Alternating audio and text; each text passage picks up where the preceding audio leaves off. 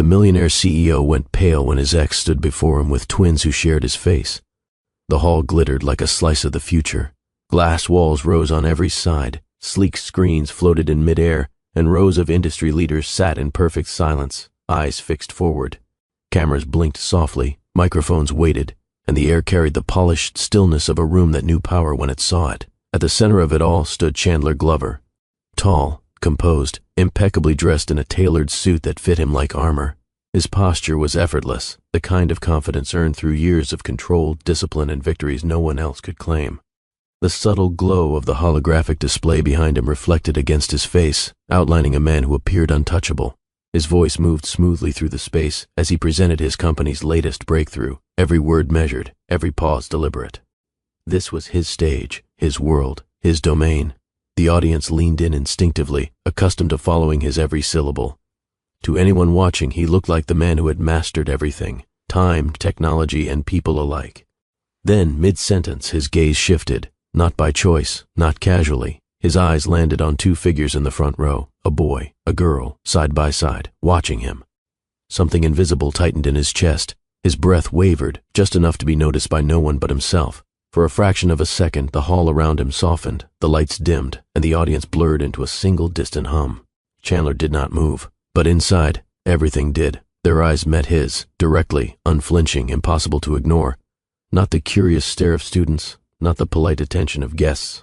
This was something steadier, deeper, almost knowing. The boy's expression carried a quiet intensity, as if he were measuring every word Chandler spoke. The girl watched with a gentler stillness, but no less piercing. For a heartbeat, Chandler felt the distance between them collapse. The polished hall lost its sharp edges. The floating screens softened at the corners. Applause that had been building somewhere in the background thinned into a distant murmur. The immaculate order of the room, the rows of seated executives, the gleaming glass, the glowing holograms, slid slightly out of focus, as though reality had tilted. His voice, once steady, slowed. A muscle tightened along his jaw, then color abandoned his face, not gradually, not subtly. His skin turned stark, almost bloodless, like a man who had just recognized something he could never have prepared for. His hand tightened around the edge of the podium, knuckles whitening beneath his grip. For a split second, he looked less like a billionaire CEO and more like a man confronted by a past he had buried too deeply to escape. And then, cutting cleanly through the silence, a clear voice carried from the front row. "You made it all up, 3 words, simple, unadorned, devastating." They didn't shout, they didn't echo, they didn't need to. The sentence landed like a crack in glass, freezing the room in place and stopping Chandler's presentation midair. His breath caught. His eyes remained locked on the twins. The future he had constructed wavered, just enough for the truth to step through. The hall remained frozen, but the moment widened in meaning beyond that single room. Because in that split second, Chandler's stillness reflected something many people recognize, even if they rarely admit it. What does victory feel like when no one stands beside you to witness it? How heavy is applause when it echoes only in empty spaces? How hollow does a skyline look when it belongs to you, but you belong to no one? From the outside, success is bright, decisive, and untouchable. It arrives with headlines, handshakes, and endless praise. Yet, beneath that shine, there is often a quieter truth. The higher someone climbs, the smaller their circle can become. How many late nights are traded for a public image? How many honest connections are sacrificed for strategic advantage? At what point does ambition stop being strength and start becoming a cage? Chandler's face, pale, motionless, exposed, carried those questions without him speaking them. Anyone who has ever chased something larger than themselves could feel it. The pull between achievement and attachment, the tension between being admired and being understood, the thin line between control and isolation. The boy and girl in the front row did not just look like him, they reflected a mirror he had long avoided. Their presence asked without mercy, if you win the world but lose the people who matter, what have you truly gained? The silence in the hall was no longer about shock, it was about exposure. In that suspended moment, Chandler's life reduced itself to a single unvarnished truth, not a theory, not a headline, not a public narrative, but a stark reality staring back at him in 2 familiar faces. He had built everything. A global company that shaped cities, a name spoken with reverence in boardrooms. Yet standing there beneath the gaze of the boy and girl who mirrored him so precisely, the achievement felt suddenly weightless, almost fragile. The issue was not his ambition, it was not his intelligence, it was not even the choices that made him powerful. The issue was what he surrendered along the way. He had chosen distance over presence, strategy over sincerity, image over intimacy. Brick by brick, deal by deal, victory by victory, he had assembled an empire that demanded his heart, and in paying that price he misplaced it. The twins did not need to say anything more. Their existence said it plainly enough. Chandler had mastered the world while neglecting the part of life that gives it meaning. The room around him, the technology, the investors, the flashing cameras, became irrelevant in that realization. They could elevate him, protect him, and celebrate him, but they could not replace what he had walked away from. Power had made him formidable, but it had also left him solitary, and now, in a single piercing instant, the problem stood in front of him, undeniable, unavoidable, unmistakable. The moment did not resolve. It simply hovered, sharp, suspended, impossible to shake. Chandler remained rooted behind the podium, his reflection faintly visible in the glass wall beside him. Beyond it, the city he had conquered stretched endlessly, indifferent to the private reckoning unfolding inside the hall. In front of him, the twins sat unmoved, their presence quietly rewriting the narrative he had spent years perfecting. They were not a mistake in his story. They were the missing chapter he had never allowed himself to read. Somewhere behind them, Mariana stood still, her expression unreadable, her place in his life no longer defined by absence but by undeniable return. And in that fragile pause between breath and thought, a single question tightened the air. What happens when the life you buried refuses to stay buried? When the past does not knock politely but steps into your spotlight? When everything you avoided arrives wearing your own face? The future Chandler had engineered felt solid until this instant. Now it trembled, open to a truth he could neither deny nor escape, because power can build a man, but it can also leave him standing alone when the lights go out.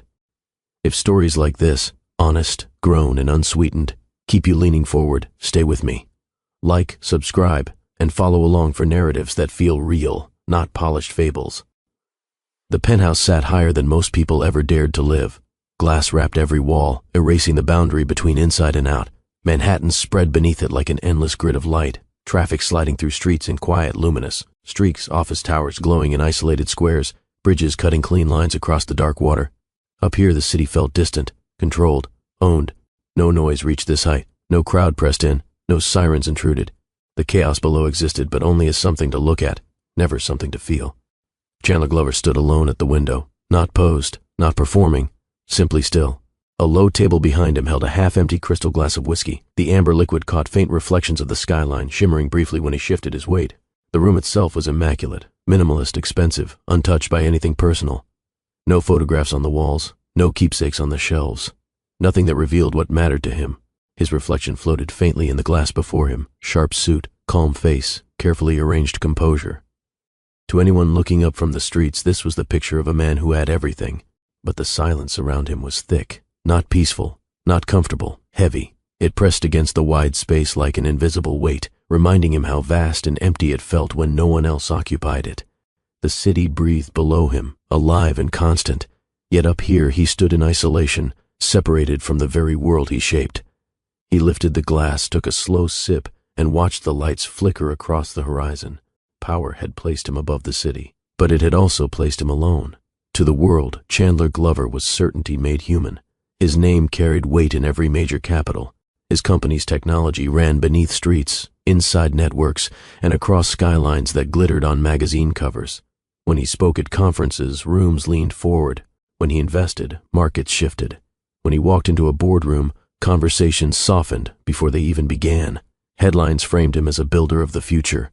Panels praised his vision. Profiles celebrated his discipline, his precision, his unshakable focus. In public, he was never rushed, never rattled, never unsure. There were people who wanted his approval, people who feared his disapproval, and people who would have paid fortunes just to sit at his table. Invitations piled up. Private jets waited. Assistants managed every detail of his life so smoothly that friction seemed to vanish before it could touch him. From the outside, his life looked perfectly assembled, a masterpiece of control, influence, and accomplishment. Inside the penthouse, that image dissolved. The room held no laughter, no late-night conversations, no easy, unguarded moments. The silence did not applaud him or ask him how his day went. It simply lingered, cold and unresponsive. He moved through spaces designed more for display than for living. Furniture that looked impressive but rarely felt warm. Lighting meant to impress, not comfort. A view meant to prove his status, not soothe his mind. When he finished his whiskey, no one refilled his glass. When the city dimmed toward dawn, no one sat beside him to watch it. When his thoughts grew too loud, there was no familiar voice to pull him back into the present.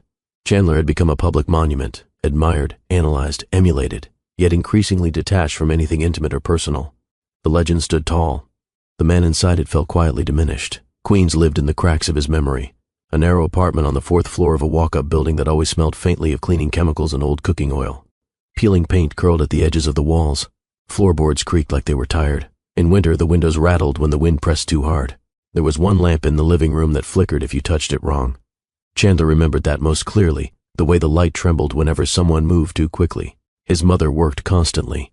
She left before sunrise, her footsteps soft in the hallway so she wouldn't wake him.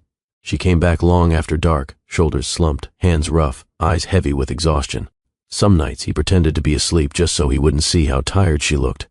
His father existed only as absence. No photographs on the walls, no stories told at the dinner table. Just a quiet, unspoken space where a man should have been. As a child, Chandler learned to read silence the way other kids learned to read books. He noticed what people did not say, what they avoided, what they disappeared from. He learned, early and painfully, that people could vanish without warning, and that love, no matter how real it felt, could simply stop showing up. So he stopped expecting it. He stopped relying on it. And instead, he began studying something far more dependable: structure, logic, control. If he could understand how things worked, he could prevent them from failing him. That small, watchful boy, sitting alone at a rickety table with homework spread out beneath a trembling lamp, would one day become the man towering above Manhattan.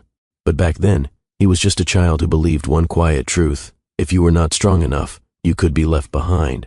That lesson settled inside Chandler like a quiet law. Not a dramatic vow, not a childhood promise spoken into the dark. Just a steady conclusion he arrived at over years of watching, waiting, and learning.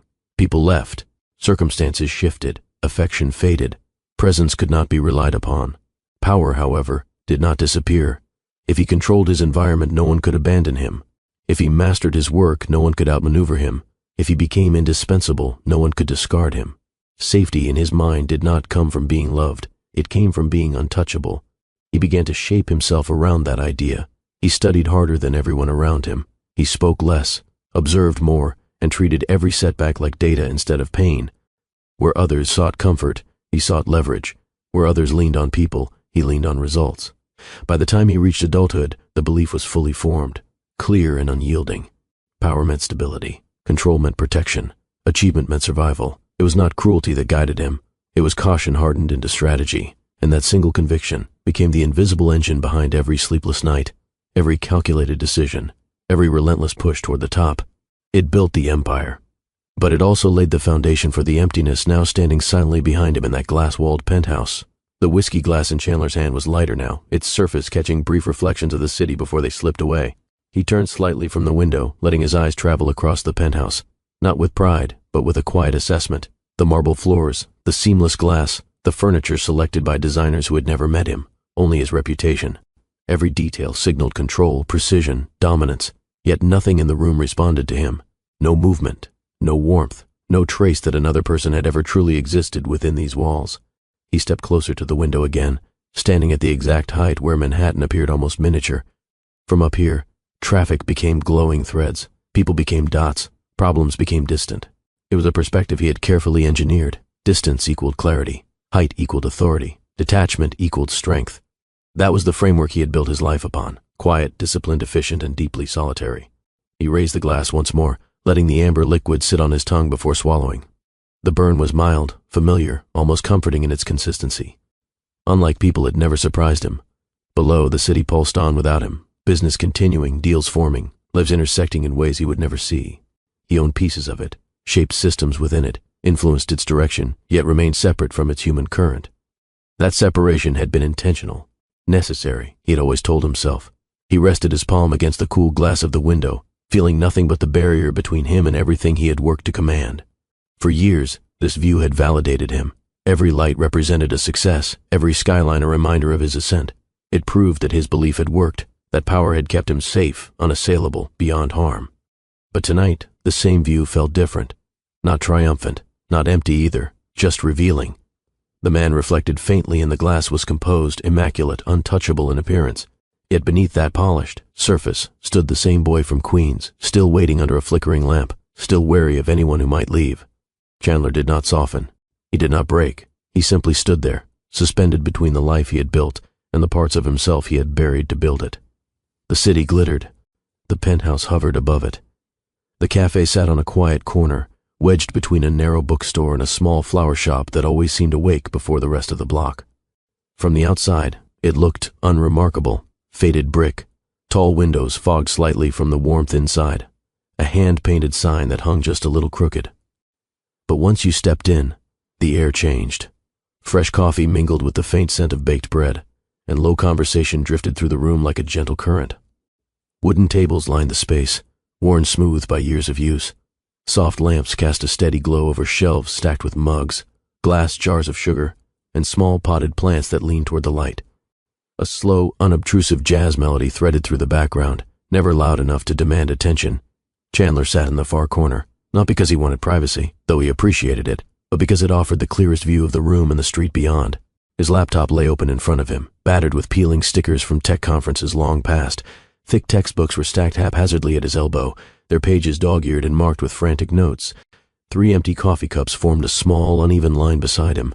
His hair fell messily across his forehead. His eyes were rimmed with exhaustion. His fingers moved rapidly over the keyboard, pausing only to scribble something across a yellow notepad already crowded with equations and half-formed ideas. He did not notice the barista calling out names. He did not notice the door open and close. He did not notice the soft shuffle of footsteps approaching his table. What he noticed, finally, was the warmth of a fresh cup of coffee appearing beside his laptop. He froze for a moment, then glanced up.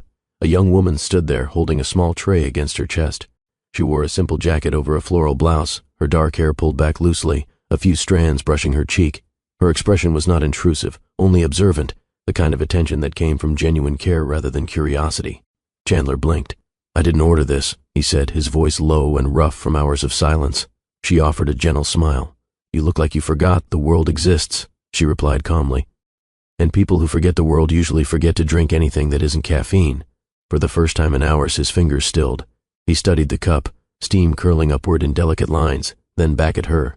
There was no flirtation in her gaze, no performance, no attempt to impress, just straightforward kindness. "On the house," she added, setting the tray aside.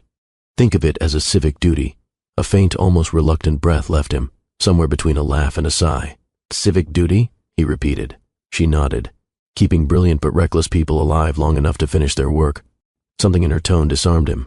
He leaned back slightly, finally taking in the room instead of the code in front of him. The music, the murmur of voices, the soft clink of cups, all of it felt suddenly present again. He wrapped his hands around the mug. The heat seeped into his palms, steady and grounding. "Thank you," he said simply. She gave a small nod, as if that was all she had intended, and turned to leave. But halfway back toward the counter, she paused, glanced over her shoulder, and added without looking back, "Breathe once in a while. The world will still be here when you do." Chandler watched her walk away, then looked down at the coffee. For reasons he couldn't explain, he took a slow breath, just as she had suggested. And in that ordinary, unplanned moment, something in him shifted ever so slightly. She returned to the counter, but Chandler did not return to his work right away. Instead, he studied the coffee.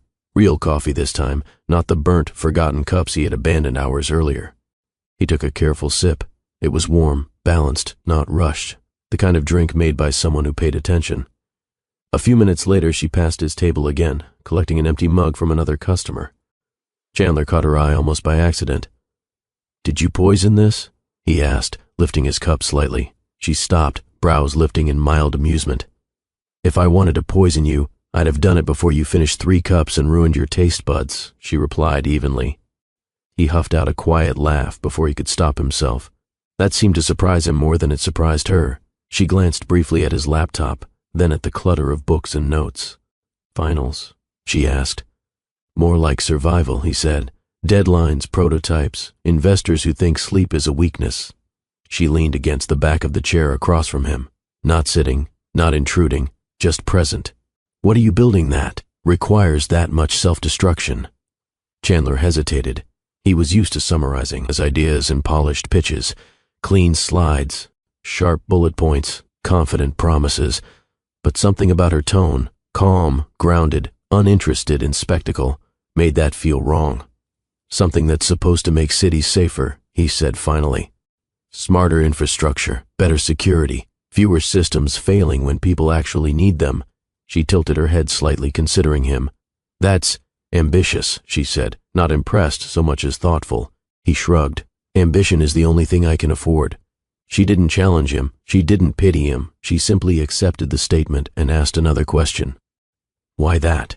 Chandler looked at the glowing screen, then out the window toward the street where people walked past without noticing him. Because broken systems hurt the wrong people, he said after a beat. And I'm tired of watching that happen. Her expression softened almost imperceptibly. What's your name? She asked. Chandler. She nodded once. Mariana. The name settled between them easily, without ceremony. A small lull followed, not awkward, just unhurried. The cafe continued its quiet rhythm around them. Cups clinked. The door opened and closed. The jazz track shifted to something slower. Mariana glanced at his notes, then back at him. You look like someone who carries too much in his head, she said. It's written all over your face. Chandler almost bristled, then realized she wasn't judging him, only observing. I don't trust things I can't control, he admitted, more honestly than he intended. Mariana studied him a moment longer. Then you must be exhausted, she replied gently. He didn't answer right away. Instead, he took another sip of coffee, feeling the warmth steady him again. For the first time in days, the pressure inside his chest eased just enough to let him breathe without forcing it. Across from him, Mariana straightened. I have to get back to work, she said, but if you're still here when my shift ends, I'll sit with you for a few minutes. You look like you could use company that doesn't want anything from you. She didn't wait for his reply before walking away. Chandler watched her go, not with attraction, but with quiet curiosity. For the first time in a long while, someone had seen him not as potential, not as a future success, not as a mind to be exploited, but simply as a person who looked like he needed to breathe. He turned back to his screen. His code was still there, his deadlines were still there, his problems were still there, but now so was the cup of coffee, and the unexpected possibility that he might not have to carry everything alone. The sky had softened by the time Mariana's shift ended. Not bright, not dark, a quiet in-between where the last traces of daylight lingered in thin bands of gold above the Hudson. The river moved steadily, carrying small ripples that caught the fading light and scattered it in delicate flashes. Chandler was still there. Laptop closed now. Books stacked neatly. The cup of coffee long finished but still resting in his hands as if he had forgotten to set it down. When Mariana stepped outside, she spotted him immediately, leaning against the iron railing that bordered the walkway, jacket folded over his arm, gaze fixed on the water. He looked less wound up, less tense, as though the air itself had slowed his thoughts. She joined him without announcing herself, resting her forearms on the cool metal beside him. For a moment, neither of them spoke. Boats glided past in the distance, their engines humming softly. Laughter drifted from a nearby group of friends. Somewhere behind them, a cyclist's bell chimed once before fading away. Finally, Mariana broke the silence, not looking at him. You work like you're running from something. Chandler exhaled slowly, watching a barge cut cleanly across the river. I work like I'm trying to stay ahead of being left behind, he said. She turned her head just enough to study his profile. Sharp, serious, tired in ways that ran deeper than sleep. Those aren't the same things, she replied. He let that sit between them. A gentle breeze lifted strands of her hair, brushing against her cheek. She didn't move them away. Chandler noticed, then quickly looked back toward the water, almost embarrassed by how small the detail felt, and how much it stayed with him. After a beat, she spoke again, quieter this time. What do you want when you're not proving anything? He frowned slightly, the question landing somewhere unguarded. He searched for an answer, not a pitch, not a polished statement, not something meant to impress, just the truth. I want to build something that actually matters, he said finally. Something that protects people who can't protect themselves. Something that lasts beyond me. Mariana listened without interrupting. And you? He asked, glancing at her. She leaned forward, resting her chin lightly in her hand. I want to live gently in a loud world, she said. To take care of my sister, to read good books, to remember why I started, even when things get hard. A small pause. Then, almost to herself, she added, Success doesn't scare me. Losing myself does. Chandler absorbed that quietly. The river kept moving. The lights along the far shore began to appear, tiny pinpricks against the deepening blue of the evening. Do you know what worries me about people like you? She asked softly. He turned toward her. What? She met his gaze calmly. You get so focused on becoming someone impressive that you forget who you already are. The words did not strike him like a blow. They settled instead, steady and undeniable. He looked back at the water, then at the skyline rising behind them, then at her. "I don't want to forget," he said after a moment. Her lips curved slightly. "Then don't—" Silence returned, but this time it felt different. Shared, not isolating. A small boat passed beneath the glow of a distant bridge. Somewhere music drifted faintly from a street performer. The city continued around them, but for a few minutes neither of them belonged to it. Chandler felt, for the first time in a long while, less like a man trying to outrun his past, and more like someone simply standing beside another person. As the last light slipped below the horizon, Mariana leaned her head lightly toward his shoulder, not touching him, just close enough that he could sense her presence. He did not move away, and in that quiet moment by the river, something quiet but significant took root between them, not dramatic, not performative, just real. The night deepened slowly. The river darkened to ink, broken only by scattered reflections of the city lights. The skyline behind them glowed in clean vertical lines, tall, orderly, and distant. Somewhere across the water, a faint horn sounded, low and steady, then faded. Mariana straightened, breaking the stillness between them. She turned toward Chandler, not with urgency, but with a calm seriousness that made him look at her fully. "You know," she said quietly, "I've met a lot of people who want to change the world." He tilted his head slightly. And most of them are so focused on the world that they forget themselves in the process." Her voice carried no judgment, only clarity. Chandler watched the water before answering. "Is that what you think I'm doing?" Mariana considered him for a moment, then shook her head just enough to be noticeable. "I think you're close to it," she said, "but you're not there yet." He exhaled, almost relieved. She rested her forearms again on the railing, gaze steady on the horizon. "You're brilliant," she continued. "But brilliance can become a trap if you let it define you completely. People start treating you like a symbol. You start treating yourself like one." Chandler didn't speak. He listened. Mariana turned back to him. "I don't need you to be extraordinary," she said gently. "I need you to stay human." A beat passed. Then, softer, "Promise me something." Her lips curved faintly, but her tone remained serious. Not a dramatic one, just a small one. He studied her face, steady, thoughtful, unpretentious, and nodded. She took a slow breath. "When things get loud, when the money, the attention, the expectations start piling up, don't let them drown out the part of you that sits quietly in a cafe and forgets to eat." Chandler's gaze flickered, surprised. She didn't stop there. "Remember the version of you who cares about broken systems because real people get hurt. Remember the kid who noticed what others ignored. Remember why you started, not just what you're trying to build." Her words settled into him, not like advice, but like something he already knew, and had simply misplaced.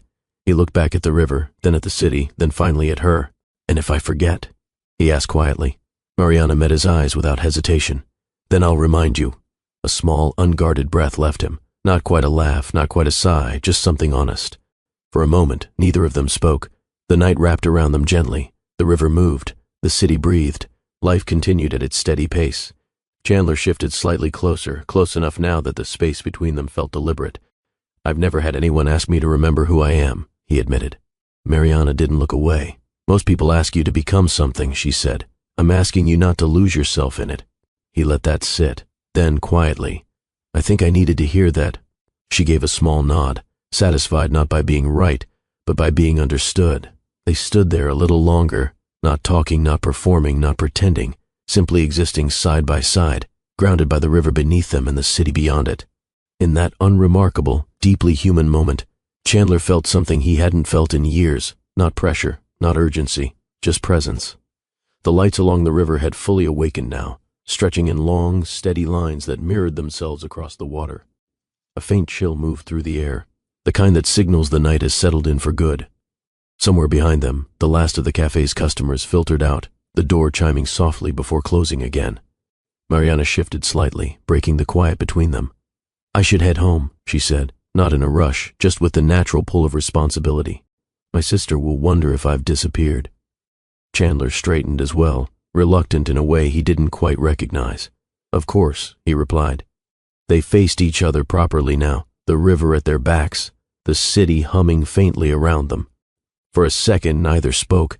The moment hovered, not awkward, just careful, like both of them sensed that something meaningful had formed without either of them planning it. Mariana studied him, her expression gentle but steady.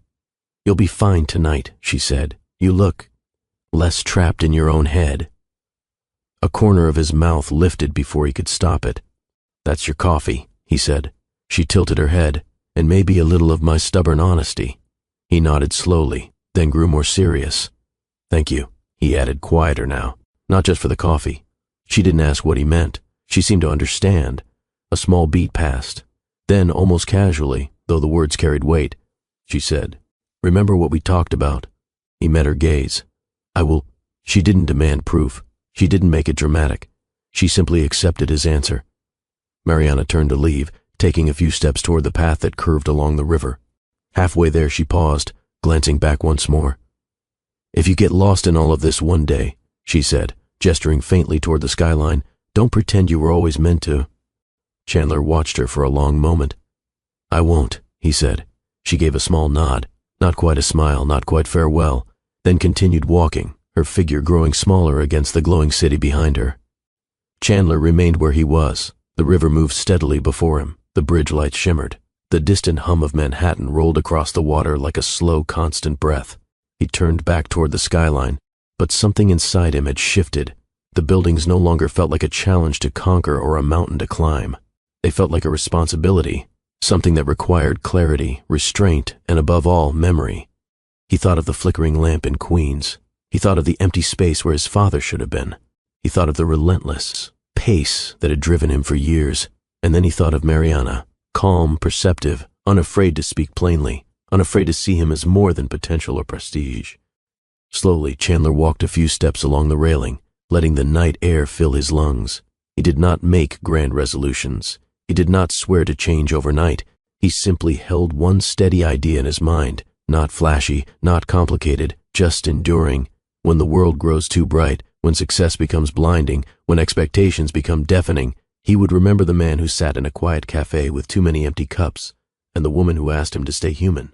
The city glittered. The river carried on, and beneath all of it, Chandler carried that quiet promise with him, not as a vow spoken aloud, but as something lived, slowly, over time. Glover Innovations did not grow. It surged.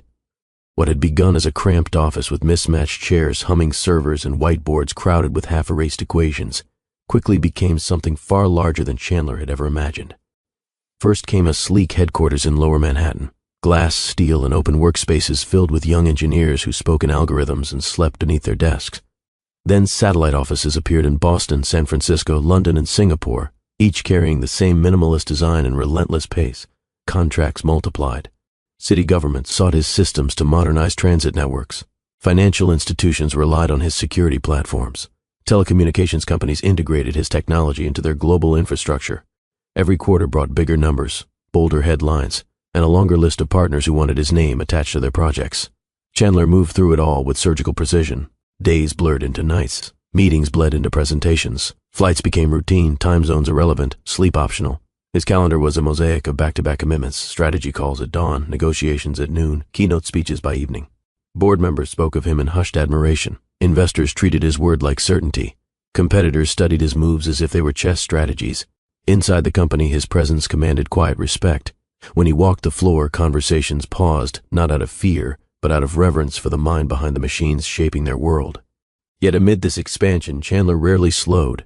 He no longer lingered over sketches or debated ideas late into the night like he once did. Decisions were faster now, cleaner, colder, more efficient. The company demanded momentum, and he supplied it without hesitation. Mariana watched this rise from the edge of his life, never trying to stand in its way. She visited the new headquarters only once, standing quietly in the lobby while executives hurried past her without noticing. She saw how people looked at him, as a figure, a brand, a force, not as the man she had met in a small corner cafe. That version of Chandler was still there, but each success seemed to pull him a little farther from her reach. Glover Innovations was no longer just his creation. It had become a machine, and Chandler was now both its architect and its engine, moving too fast to feel the shift happening inside him. At first, Mariana adjusted without complaint. She moved into a modest apartment with Chandler near his office, bright, simple, and intentionally unpretentious. The walls held no corporate awards, only shelves of her books, a few framed photographs, and a small vase that always held fresh flowers from the corner shop. While his world accelerated, she kept their home steady. She learned his rhythms without him having to explain them. On nights he returned past midnight, she left a warm meal covered on the stove and a note beside his laptop. Eat something. You're still human. In the mornings, she brewed coffee before he woke, setting his cup exactly where he would reach for it. Sometimes she sat quietly on the couch with a book while he worked at the dining table, the only sound the tap of his keyboard and the slow turn of her pages. Other nights, she walked with him along the river to help him clear his head, never pushing, never interrogating, just being present. But Chandler began to drift. Not suddenly, not cruelly, just gradually. Dinners were rescheduled, then forgotten. Calls went unanswered until hours later. Promises to leave early dissolved into 3 a.m. arrivals. When he came home, his body was there, but his mind lingered in boardrooms and strategy sessions. Mariana noticed the small changes first. He stopped asking how her day had been. He no longer sat beside her when she read. He moved through their apartment like a visitor, not a partner. She adapted quietly, as she always did, cooking less for two, keeping her voice gentle, giving him room. Yet the space between them widened in ways neither of them named. There were moments when she tried to reach him. Once, she placed a hand over his while he was working, not to stop him, just to anchor him. He flinched almost imperceptibly before relaxing, eyes still fixed on his screen. Another night, she waited up for him, sitting at the kitchen table with a single lamp glowing overhead. When he finally came in, exhausted and distant, she asked softly, "Are you still here with me?" He paused in the doorway, jacket half off. "I'm just tired," he said, not unkindly, but not fully present either. She accepted the answer, though it did not satisfy her. Around them, the city kept moving, the company kept expanding, and Chandler kept rising, while the emotional distance inside their home quietly solidified. Mariana did not fight him, but she began to feel, for the first time, that she was standing beside a man who was slowly learning how to live without needing her. The circles Chandler moved in changed before he did. Private dinners replaced quiet nights. Invitations came from people who spoke in measured sentences and carried themselves like walking balance sheets. They addressed him as Mr. Glover even when they laughed, as if his name were both title and currency. Mariana accompanied him at first. She dressed simply, spoke thoughtfully, and listened more than she talked. Some people warmed to her immediately, drawn to her calm, her directness, her lack of pretense. Others looked past her, eyes sliding toward the room's power players as if she were part of the decor. Chandler noticed both reactions, even if he pretended not to. In polished lounges and glass-walled offices, conversations began to shift when Mariana stepped away to use the restroom or greet someone she knew. A financier smiled too smoothly over his wine. A board member lowered his voice just enough to be discreet. A venture partner chose his words with deliberate care. "She's lovely," one of them said once, as if weighing a delicate object. Another tilted his head. "Chandler's life is becoming very visible. Visibility requires alignment." Someone else laughed lightly, not unkindly, but casually dismissive. People expect a certain kind of partner at his level. The phrases were polite, polished, and precise, yet they carried a clear subtext. She doesn't look like what success is supposed to look like. No one said this to Mariana's face. No one raised their voice. The comments floated around Chandler like low, constant static, easy to ignore at first, harder to dismiss over time. At a gala one evening, a well-known publicist approached him after Mariana stepped aside to speak with an old friend. "Your story is extraordinary," she said, smiling up at him. "But stories need a frame. Right now, yours feels unfinished." Chandler offered a non-committal nod. Later that night, in the elevator, he glanced at Mariana's reflection in the mirrored walls, composed, present, entirely herself. For a brief second, something tightened behind his ribs. He told himself the whispers meant nothing. He told himself he did not care about appearances. Yet, when another executive casually suggested that a high-profile partner could make negotiations smoother, the idea did not disappear as easily as he wanted it to. Mariana sensed the shift long before he acknowledged it. She watched the way people spoke to him, and the way he began to respond. She noticed how he straightened slightly more in public, how his smile grew controlled, how his answers became polished rather than honest. The world around him was slowly reshaping him, not through force but through expectation. And in that quiet, almost invisible pressure, the first real crack in their relationship formed, not from anger, but from the subtle, steady pull of a life that was beginning to demand something different from the man she loved. Rain struck the windows in thin, relentless lines, blurring the city into trembling streaks of light. Thunder rolled somewhere above Manhattan, low and distant at first, then closer, a slow, unsettled rumble that made the glass shiver in its frames. Inside the apartment, the only illumination came from a single floor lamp beside the couch, its glow soft but unsteady against the walls. Chandler sat at the dining table, laptop open, shoulders rigid, eyes fixed on his screen. Documents were spread in front of him, projections, proposals, terms, clauses. His fingers hovered over the keyboard, still deliberate, carrying the weight of decisions that would shape his company's next decade. Mariana moved quietly through the room. She placed a glass of water beside him, then retreated without speaking. The kitchen was neat, the counters wiped clean, the air faintly scented with lemon from the dish soap. Everything looked normal. Nothing felt that way. A flash of lightning split the sky, illuminating the apartment in a cold, brief brightness. Chandler didn't look up. Mariana stood in the doorway for a moment, watching him, not accusing, not pleading, just observing. The man she loved was physically there, yet farther from her than he had been when they first met across a small cafe table. Finally, she walked toward the couch and sat down beside him, close enough that he would have to feel her presence. The rain intensified, drumming harder against the windows. She waited. When he didn't move, she spoke, softly, carefully, as if handling something fragile. "Do you still see me?" His hands stilled mid-air. He didn't turn immediately. The question seemed to hover between them, heavier than the storm outside. After a beat, he glanced at her, but not fully, not the way he used to. His gaze skimmed her face like someone searching for an answer in the wrong place. "What do you mean?" he asked, voice controlled. Mariana folded her hands in her lap, steady, composed, unshaken. "I mean," she said quietly, "when you look at me now, do you see me, or do you only see what you're becoming?" Lightning flashed again, sharper this time, carving harsh lines across the room. For an instant, his face was stark, exposed, almost unfamiliar. Chandler swallowed. He opened his mouth, then stopped. The room filled with a silence that felt thicker than the storm. Rain hammered the windows. Thunder cracked overhead. Somewhere in the distance, a siren wailed, faint but insistent. Mariana watched him closely. She didn't rush him. She didn't soften the question. She didn't rescue him from it. His jaw tightened. His eyes flicked back to the laptop, then away again, caught between worlds, the life he was building and the woman sitting inches from him. He began, then nothing. The word dissolved before it fully formed. He exhaled through his nose, slow and measured, the way he did in boardrooms when he needed to regain control. But this was not a negotiation. There was no strategy that could tidy this moment. Mariana's expression didn't change, no anger, no desperation, just a quiet, unwavering presence that made his hesitation feel louder than any argument. The storm roared. His silence stretched, longer than a pause, longer than uncertainty, long enough to become its own answer. Her shoulders didn't slump, her gaze didn't drop. She simply absorbed it, all of it, without dramatics, without theatrics, without accusation. Finally, she spoke again, voice barely above a whisper. "That's what I needed to know." Chandler looked at her then, truly looked, and for a fleeting second, something like panic flickered behind his eyes, but it arrived too late, buried beneath layers of discipline, caution, and ambition. He turned back to his screen. The rain kept falling. Mariana remained seated beside him, still, steady, painfully calm. Between them, the space felt wider than any physical distance, not because of anger, but because of the truth he had failed to confront. No shouting, no tears, no dramatic exit, just a storm outside, and a silence inside that carried more weight than any argument ever could. The call came after midnight.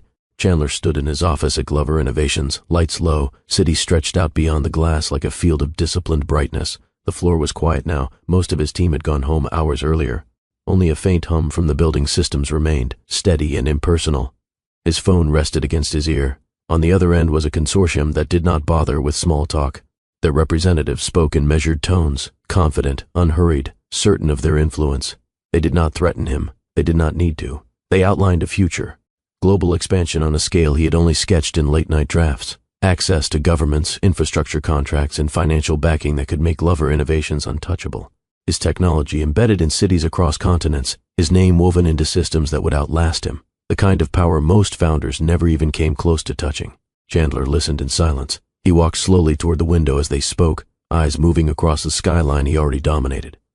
In his reflection, he looked composed, the same man investors trusted, boardrooms respected, and competitors studied. Then the condition arrived. Not dramatic, not cruel, simply precise. If he wanted this deal, his life had to look a certain way.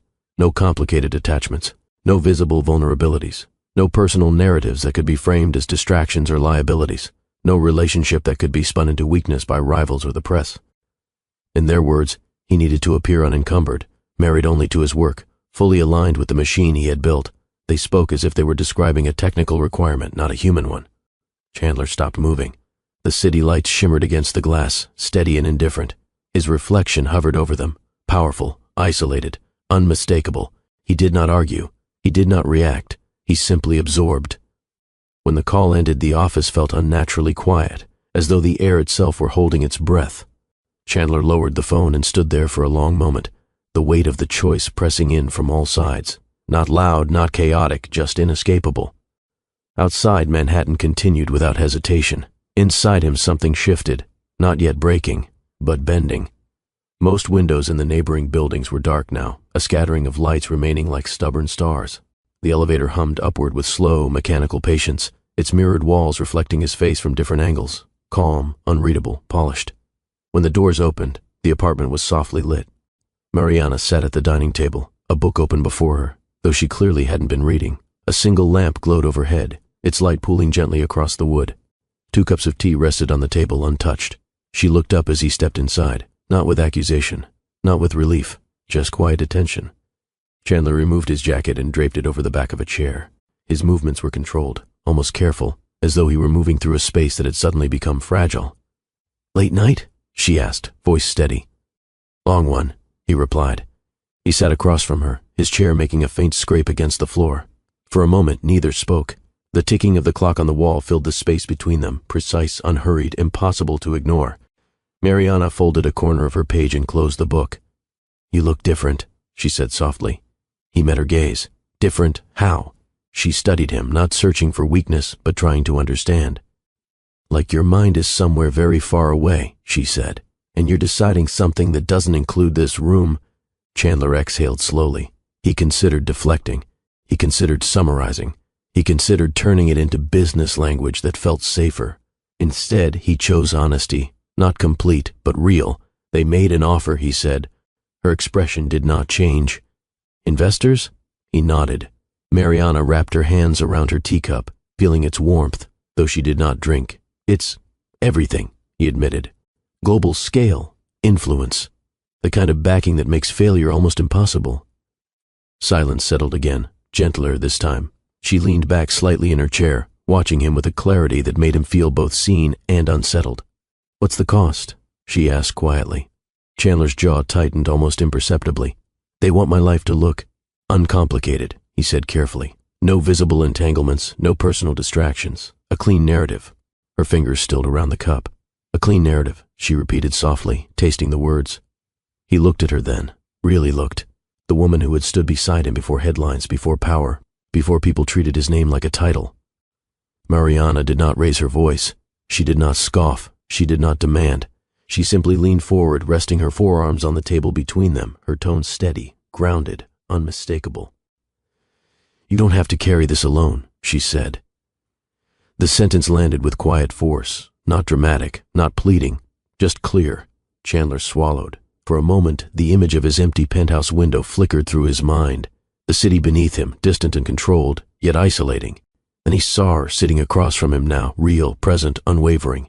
He opened his mouth, then closed it again. Mariana watched him carefully, giving him space to think, to speak, to choose. "I know," he said finally. His voice was low, controlled, but something underneath it trembled. She didn't soften. She didn't push. She simply stayed where she was, her gaze steady, her presence undeniable. "You don't have to be everything to everyone," she continued quietly. "You don't have to prove your worth by standing alone at the top." Thunder rolled faintly in the distance, a low murmur against the glass, though no storm followed it. Chandler looked down at his hands. They were the hands that had built a company from nothing, steady, capable, unrelenting. Yet in this moment, they felt suddenly uncertain, caught between 2 lives pulling in opposite directions.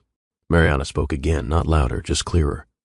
"I love what you're building," she said. "I believe in your mind, your drive, your vision, but I won't disappear so your image looks better." He lifted his eyes to hers. There was no threat there, no ultimatum, only self-respect. A long beat passed. Outside, a car horn sounded faintly, then faded. Somewhere, a door closed in another apartment. Life continued around them, indifferent to the decision forming in the space between 2 people. Chandler straightened slightly in his chair. He thought of the consortium's voices, precise, confident, certain. He thought of the skyline that had come to define him. He thought of the belief that power meant safety, control meant protection. Then he looked at Mariana, calm, steady, unmovable in her truth. For a heartbeat, the world narrowed to just the 2 of them. When he finally spoke, his voice carried the weight of a choice already made. "They're offering something I might never see again," he said quietly. "I know.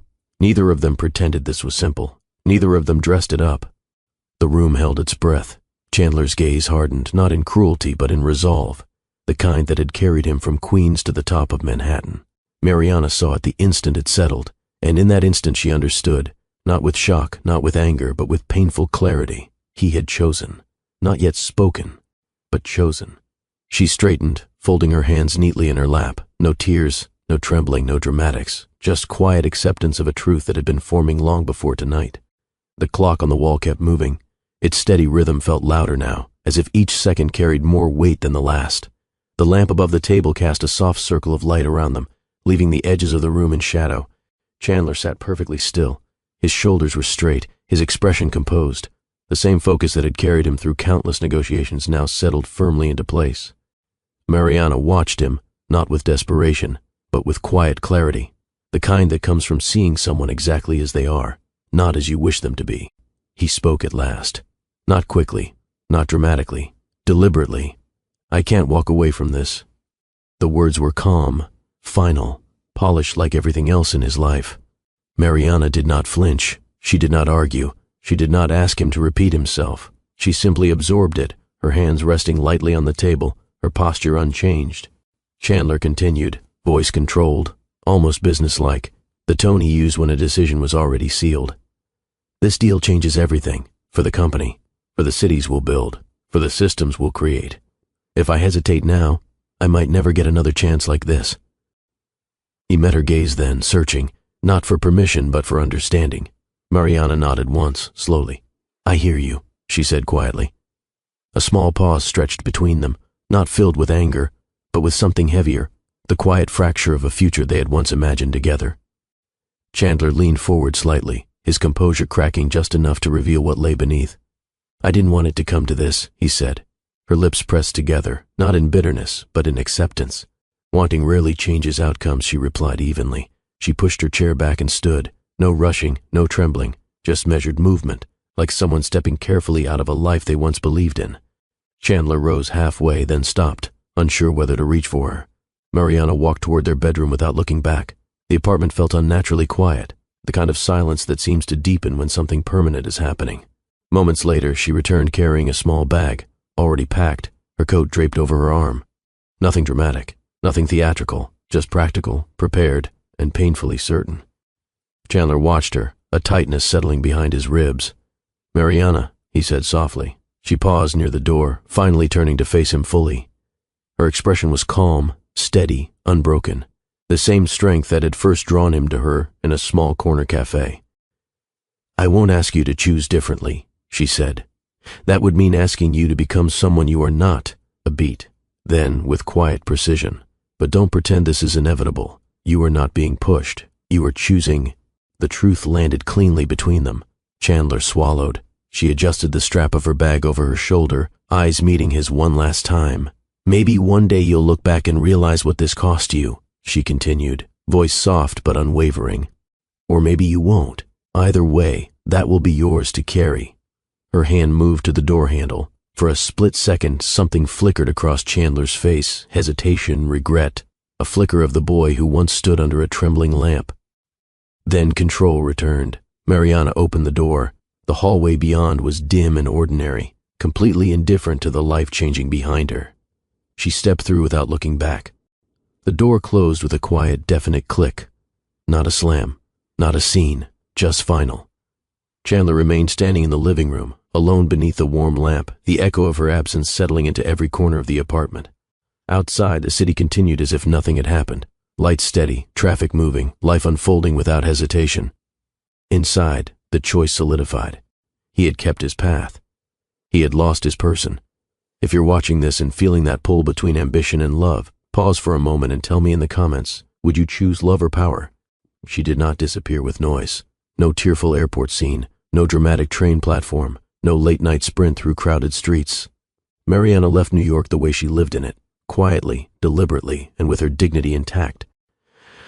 The morning after she walked out, the city behaved as if nothing had changed. Traffic rolled through Manhattan in its usual disciplined rhythm. Coffee shops opened. Office lights flickered on. Elevators carried people upward toward meetings that felt urgent but rarely were. In the apartment she and Chandler once shared, everything looked the same. The table was still set for two, Her books still lined the shelves. Her mug still sat in its usual place. Only her clothes were gone. Not all of them, just enough. A small suitcase. A few boxes shipped ahead of time.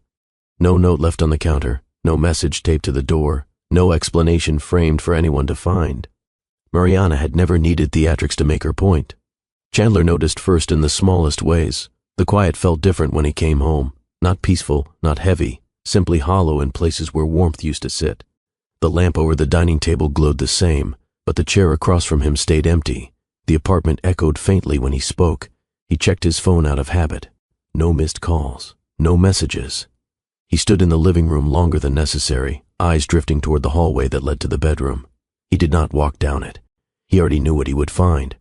The city did not slow for his realization. By afternoon, Mariana's name vanished from their building's directory. Her mail was forwarded. Her key fob was deactivated. The practical details of her absence moved through bureaucratic systems without emotion or hesitation. Friends reached out to Chandler, careful with their words. "Have you heard from her? Is everything okay? We didn't see her at the cafe anymore." He answered them the same way he answered investors. Controlled, composed, minimal. She needed space, he said. No one pushed further. Meanwhile, Mariana moved through the city with purposeful calm. She stopped by the bookstore near the cafe where they first met, returning the keys she had used for years. She hugged the owner briefly, whispered something too low for anyone else to hear, and left with a single box of her favorite paperbacks tucked under her arm.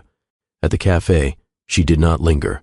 She ordered one last coffee to go, accepted it with a small nod, and stepped back onto the sidewalk. For a moment, she paused outside the door, eyes drifting toward the corner table where Chandler once sat buried beneath textbooks and empty cups. Her expression did not soften. She turned and walked away. By evening, she boarded a northbound train with a small bag at her feet and the city sliding past the window in long, luminous streaks. Manhattan receded slowly, skyscrapers giving way to narrower streets, then to open sky and dark stretches of land. Mariana did not look back, not in anger, not in sadness, simply in clarity. She had not vanished out of spite. She had chosen distance the way some people choose silence, because it was the only space where she could breathe without pretending. By nightfall, New York had swallowed her absence completely. Chandler remained in the apartment beneath the steady glow of the lamp, staring at a skyline he no longer shared with anyone who truly knew him. And somewhere on a quiet train moving north, Mariana carried her future, unseen, unannounced, and irrevocably changed, away from the city that had once promised them everything. Upstate mornings arrived differently. They came without sirens, without horns, without the constant electric hum of Manhattan. Light filtered through tall trees in clean, narrow beams, landing softly on small houses with sloped roofs and front porches that held empty rocking chairs. Mariana rented a modest room in a white house on a quiet street that curved gently toward a lake. The owner, an elderly woman who spoke little and noticed everything, asked no questions, only showed Mariana where to place her suitcase and where the sun hit the floor in the early hours. For a few days, Mariana did nothing but rest. She walked slowly along empty sidewalks. She drank coffee on the porch in the early light. She sat by the window in the evenings watching shadows stretch across the lawn. Then one afternoon she noticed something subtle but persistent. Her body felt different, not dramatic, not alarming, just unfamiliar in small ways, a lingering fatigue, a faint nausea that arrived without warning, a steady sensation she could not quite name. She went to a small clinic on the edge of town, the kind with faded posters on the walls and a receptionist who knew everyone by first name. Mariana sat in a narrow chair beneath fluorescent lights that hummed quietly overhead, hands folded in her lap, expression composed. The nurse returned after a few minutes, her tone professional but gentle. Mariana listened. She did not gasp, she did not collapse, she did not cry. She simply sat very still. Outside, a car passed slowly. Somewhere down the hall, a phone rang once, then stopped. The world continued with ordinary patience. When Mariana finally stood, her movements were steady, almost deliberate. She thanked the nurse, signed the necessary papers, and stepped back into the sunlight. The air felt sharper than before. She walked a few blocks before stopping beside a small park where children were laughing on swings. She sat on a wooden bench beneath a maple tree and rested her hands lightly against her stomach, not protectively, not possessively, just thoughtfully. 2 lives, not one. The realization settled over her with quiet clarity, not as a burden, but as an undeniable shift in direction. She thought of Chandler, not in anger, not in longing, simply in acknowledgement. The future she had once imagined with him no longer existed in the same shape, but another future was already forming without his knowledge. Mariana did not call him. She did not write. She did not second-guess her decision. Instead, she inhaled slowly, feeling the steady rhythm of her own heartbeat beneath her palms, and made a choice just as clear as the one that had led her to leave New York. She would move forward, alone, but not lonely, responsible, but not afraid, strong, not for spite, but for what was now growing inside her. That evening, as the sun dipped low and painted the quiet street in warm gold, Mariana walked back toward her temporary room, already thinking about what kind of life she would build here. Not flashy, not loud, not designed for anyone else's approval. A life steady enough to carry two small, unseen futures toward the world, and for the first time since leaving Manhattan, her steps did not feel like retreat. They felt like arrival. The town welcomed her without ceremony, not with fanfare, not with curiosity, just with the slow, steady rhythm of a place that had seen many people arrive and many people leave. Its main street stretched only a few blocks, small grocery, family diner, post office, and a single bookstore with a weathered wooden sign that read Willow and Page. Mariana noticed it on her second morning. The shop sat at the corner where the street curved toward the lake. Tall windows displayed neatly stacked paperbacks, old leather-bound volumes, and a small vase of fresh flowers that changed every few days. A bell chimed softly when the door opened, and the air inside carried the comforting scent of paper and polished wood. She stepped in almost without thinking. A middle-aged woman with silver-streaked hair looked up from behind the counter, reading glasses. A middle-aged woman with silver-streaked hair looked up from behind the counter, reading glasses perched low on her nose. "Take your time," she said simply. Mariana wandered the narrow aisles, fingers grazing spines she recognized and others she did not. Sunlight filtered through the front windows, dust drifting lazily in its beams. Somewhere in the back, a kettle whistled faintly, then went silent. When Mariana reached the counter, she found a small handwritten sign: help wanted, part-time. Love of books required, small talk optional. She glanced up. The woman watched her with quiet attention. Mariana hesitated only a second before speaking. "Is this still available?" A faint smile touched the woman's lips. "Depends. Do you actually like books, or do you just look like you do?" Mariana considered the question seriously. "I like stories that don't pretend life is simple," she said. The woman studied her for a beat, then slid a pen across the counter. By the end of the week, Mariana had a job. Her days settled into a gentle pattern. Mornings began with coffee on the porch, the lake glimmering faintly through the trees. She walked to the bookstore along quiet sidewalks where neighbors nodded politely but did not pry. Inside Willow and Page, she organized shelves, recommended novels to hesitant customers, and wrapped fragile first editions with careful hands. She learned names slowly, not because she was distant, but because she preferred knowing people properly. Mrs. Calderon, who bought historical fiction every Tuesday. Eli, a quiet teenager who lingered near the poetry section. Mr. Harris, who asked for the same newspaper every morning even though he already knew its contents. The bookstore became her anchor. In the afternoons, she shelved new arrivals near the front window, letting sunlight warm her face. In the evenings, she closed up shop, counted the register, and walked home beneath skies that grew steadily darker but never felt threatening. Her small room transformed gradually into a home. She added a soft lamp beside the bed, hung a single-framed photograph on the wall, and placed a small plant on the windowsill that leaned instinctively toward the light. On weekends, she wandered along the lake, listening to water lap quietly against the shore, breathing in air that felt lighter than anything she had known in Manhattan. Life did not move fast here, and for the first time in years, Mariana did not feel compelled to keep up with anything. She worked, she rested, she planned quietly for a future she did not yet fully see but already trusted. Sometimes, in the stillness of early morning, she rested her hands against her stomach and felt the faintest awareness of the two lives growing within her, not dramatic, not sentimental, simply steady and real. She did not mourn what she had left behind. She did not romanticize it either. New York remained exactly where she had placed it, a chapter closed, not erased. Upstate, in a quiet town with a small bookstore and a lake that mirrored the sky, Mariana began to build something different, a life grounded in patience, a life shaped by her own choices, a life spacious enough to hold two small futures she would soon bring into the world. And as weeks turned into months, Willow and Page, with its creaking floors, warm lights, and slow bell at the door, became more than a workplace. It became the place where her new story quietly took root. Time in the small town did not rush. It accumulated quietly. Seasons rolled over one another with gentle certainty. Spring softened the lake's edges, summer filled the bookstore with sunlight, autumn painted the trees in deep color, and winter wrapped everything in patient silence. When the twins arrived, they did not arrive with spectacle. They came on an ordinary morning, beneath a steady sky, into a room that smelled faintly of antiseptic and clean linen. Mariana held them with steady hands, breathing slow, her expression composed but luminous. Two children, two separate cries, two distinct presences from the very beginning. She named them with intention, not ornament. Jessie came first. She was calm in a way that felt almost deliberate, observant even as an infant, quiet when others might fuss, steady when the world shifted around her. Her eyes carried an unusual attentiveness, as if she were always reading more than what appeared on the surface. As she grew, Jessie preferred books to noise, patterns to chaos, and solitude to crowds. She listened before speaking, watched before acting, and remembered small details most people overlooked, the way light moved across a room, the tone in someone's voice, the pause before a difficult truth. She felt deeply, but expressed it with care. Her empathy did not announce itself. It revealed itself in small gestures, placing a blanket over a sleeping child in the bookstore, returning a lost bookmark to its exact page, noticing when Mariana's smile did not quite reach her eyes. Gibson arrived moments later. From his first breath, he carried a different energy, curious, restless, intelligent in a way that seemed to spark outward.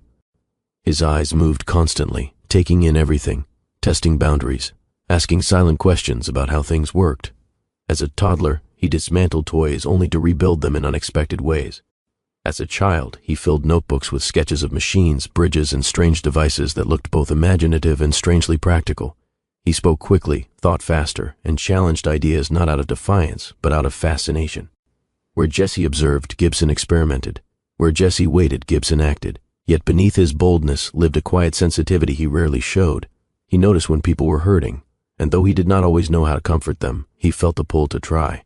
From the start, one truth was impossible to ignore. In their expressions, their posture, even the way they tilted their heads when thinking, Jessie and Gibson carried something unmistakable.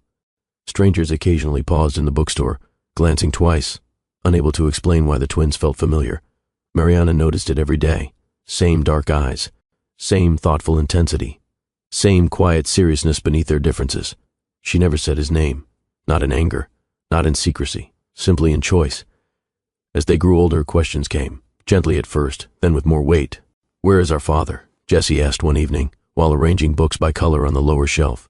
Gibson looked up from the small circuit he was building on the floor. Mariana closed the cash register, turned slowly, and met them where they stood. Not above them, not below them, just level. She did not invent a story. She did not vilify. She did not soften the truth into something comfortable. Her voice remained steady. "Your father was someone who forgot himself before he could remember you."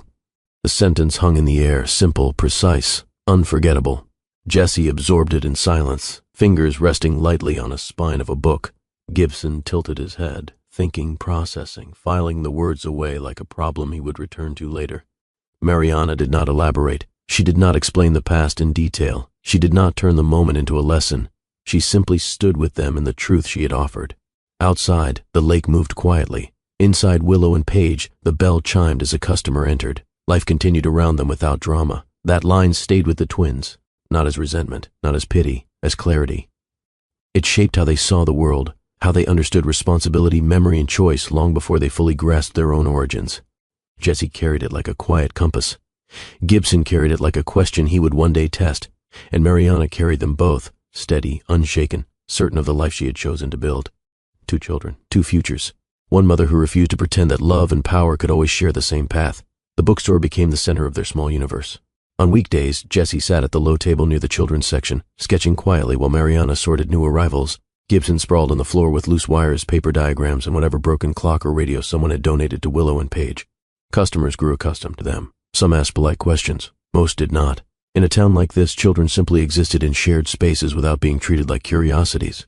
Mariana moved through her days with the same calm steadiness she had carried out of Manhattan. She worked. She cooked simple meals. She read aloud at night, her voice low and even, pausing only when Jessie or Gibson interrupted with a thought that could not wait. In those quiet routines, something strong took shape. Not flashy, not fragile, simply enduring. Yet there were moments when the past surfaced without invitation. Sometimes, when Jessie stared out the bookstore window toward the lake, Mariana saw the same still intensity she had once watched in Chandler's eyes. Other times, when Gibson leaned over a complicated sketch, biting his lip in concentration, she recognized the familiar curve of his focus. Strangers noticed too. A traveler once paused mid-conversation, studying the twins longer than necessary before shaking his head and laughing softly. "You two look like someone I've seen before," he said, then brushed it off as coincidence. Mariana did not correct him. She did not flinch. She simply returned to shelving books. The truth lived quietly beneath their days, Not hidden, not proclaimed, just present in the way Jessie tilted her head when thinking, or the way Gibson fell silent when something mattered. As the twins grew, so did their world. Jessie discovered a love for music, listening intently to old records at the back of the shop, fingers tracing the grooves like they held secrets. She wrote small stories in a notebook she kept tucked beneath her pillow, never asking anyone to read them. Gibson began fixing things around town, a broken lamp at the diner, a stubborn doorbell at the post office, a wobbly shelf in the bookstore. People started bringing him problems like small offerings, amused and impressed in equal measure. Mariana watched them with quiet pride, not because they were exceptional, but because they were becoming fully themselves. Late one evening, after the shop had closed and the street had gone still, Mariana sat alone at the front counter. The lamp cast a warm circle of light over her hands as she balanced the day's receipts. The door was locked, the town slept, the lake rested in darkness beyond the windows. She reached beneath the counter and pulled out a small wooden box, the same one she had carried from New York without telling anyone. Inside lay photographs, not many. A young man laughing beside her by the river. The same man sitting at a corner cafe table, eyes tired but alive. A distant skyline glowing behind them on a cool night. Jessie and Gibson did not know these images yet. They would, one day. For now, Mariana studied them in silence. Her expression did not soften, it did not harden, it simply held. She closed the box gently and slid it back into its place. Outside, a breeze moved through the trees along the lake, sending a faint ripple across the water. Inside, the bookstore felt steady, solid, alive in its quiet way. Mariana rose, turned off the lamp, and walked toward the small back room where her children slept. Down the hall, Jessie lay curled beneath her blanket, breathing slow and even. Gibson sprawled diagonally across his bed, one arm dangling over the side, clutching a half-finished sketch. Mariana paused in the doorway, watching them without intrusion. Two lives, two futures, two pieces of a past they did not yet fully understand. She did not regret leaving New York. She did not romanticize what she had lost. In another part of the world, a billionaire CEO still stood above a city that believed he controlled everything. But upstate, in a quiet town by a lake, Mariana had built something far less visible and far more powerful. A life rooted in truth, a family shaped by presence, and two children who, without knowing it, carried their father's face and their mother's strength toward a future that would eventually bring all of them back into the same orbit. For now, the night held them gently, and in that stillness, Mariana walked back to her own room, certain of one thing she had learned with absolute clarity. You can leave a man, but you never truly leave the consequences of choice. You simply learn how to carry them with grace. The years did not crawl for Chandler Glover. They aligned around him. Glover Innovations expanded with the inevitability of a rising tide. What had once been a single headquarters now stretched across continents, its systems woven into transit grids, financial networks, and digital infrastructure that millions relied on without ever knowing his name. Cities adopted his technology. Governments courted his approval. Rivals recalibrated their strategies whenever he moved. His calendar became a map of the globe. Morning in Berlin negotiating smart transit contracts, afternoon in Singapore presenting security architecture to regulators, evening in New York leading board meetings that shifted markets with a sentence. His face appeared on glossy magazine covers beneath confident headlines. Panel moderators introduced him with reverence. Journalists treated his opinions like predictions rather than perspectives. He spoke with surgical clarity. No wasted words, no hesitation, no vulnerability. Every answer felt measured, every gesture deliberate. The more power he accumulated, the cleaner his public image became. Private jets replaced commercial flights. Penthouse suites replaced hotel rooms. Assistants anticipated his needs before he voiced them. Doors opened without knocking. To the world, Chandler looked unshakable. Inside his company, his presence commanded a near-religious quiet. Engineers worked longer hours when he walked the floor. Executives trimmed their explanations, knowing he saw through excess instantly. Decisions moved faster simply because he had spoken. Acquisitions came and went like well-calculated moves on a chessboard. A failing cybersecurity firm absorbed and restructured overnight. A struggling urban tech startup folded seamlessly into his ecosystem. A once formidable competitor quietly dismantled after a single strategic shift. Every victory reinforced the same message. Chandler Glover did not react to the future. He engineered it. Yet, as his influence grew, his world grew more curated. His penthouse became even more immaculate. His circle narrowed to those who matched his pace. His personal life flattened into something efficient, minimal, and controlled. There were parties, dazzling ones, but he attended them like a spectator inside his own life. Conversations orbited him rather than including him. People laughed, clinked glasses, and angled themselves for proximity, but rarely for truth. Romance appeared occasionally in headlines or rumors, never in substance. He dated, briefly, discreetly, strategically, women who fit neatly into the life investors approved of and the media celebrated. None of them lingered. None of them unsettled him. None of them asked him to remember who he was. From the outside, Chandler had everything he once told himself he needed: power, reach, certainty, control. And yet, beneath that polished ascent, something inside him began to hollow out, slowly, almost imperceptibly, like a room growing emptier without anyone noticing the missing furniture. The world bent to him, but nothing inside him softened. And in that widening space between triumph and fulfillment, the years moved forward, clean, relentless, and quietly lonely. Success made Chandler's nights longer. His penthouse remained pristine, cold lines of glass and marble, lights calibrated to perfection, silence designed rather than lived in.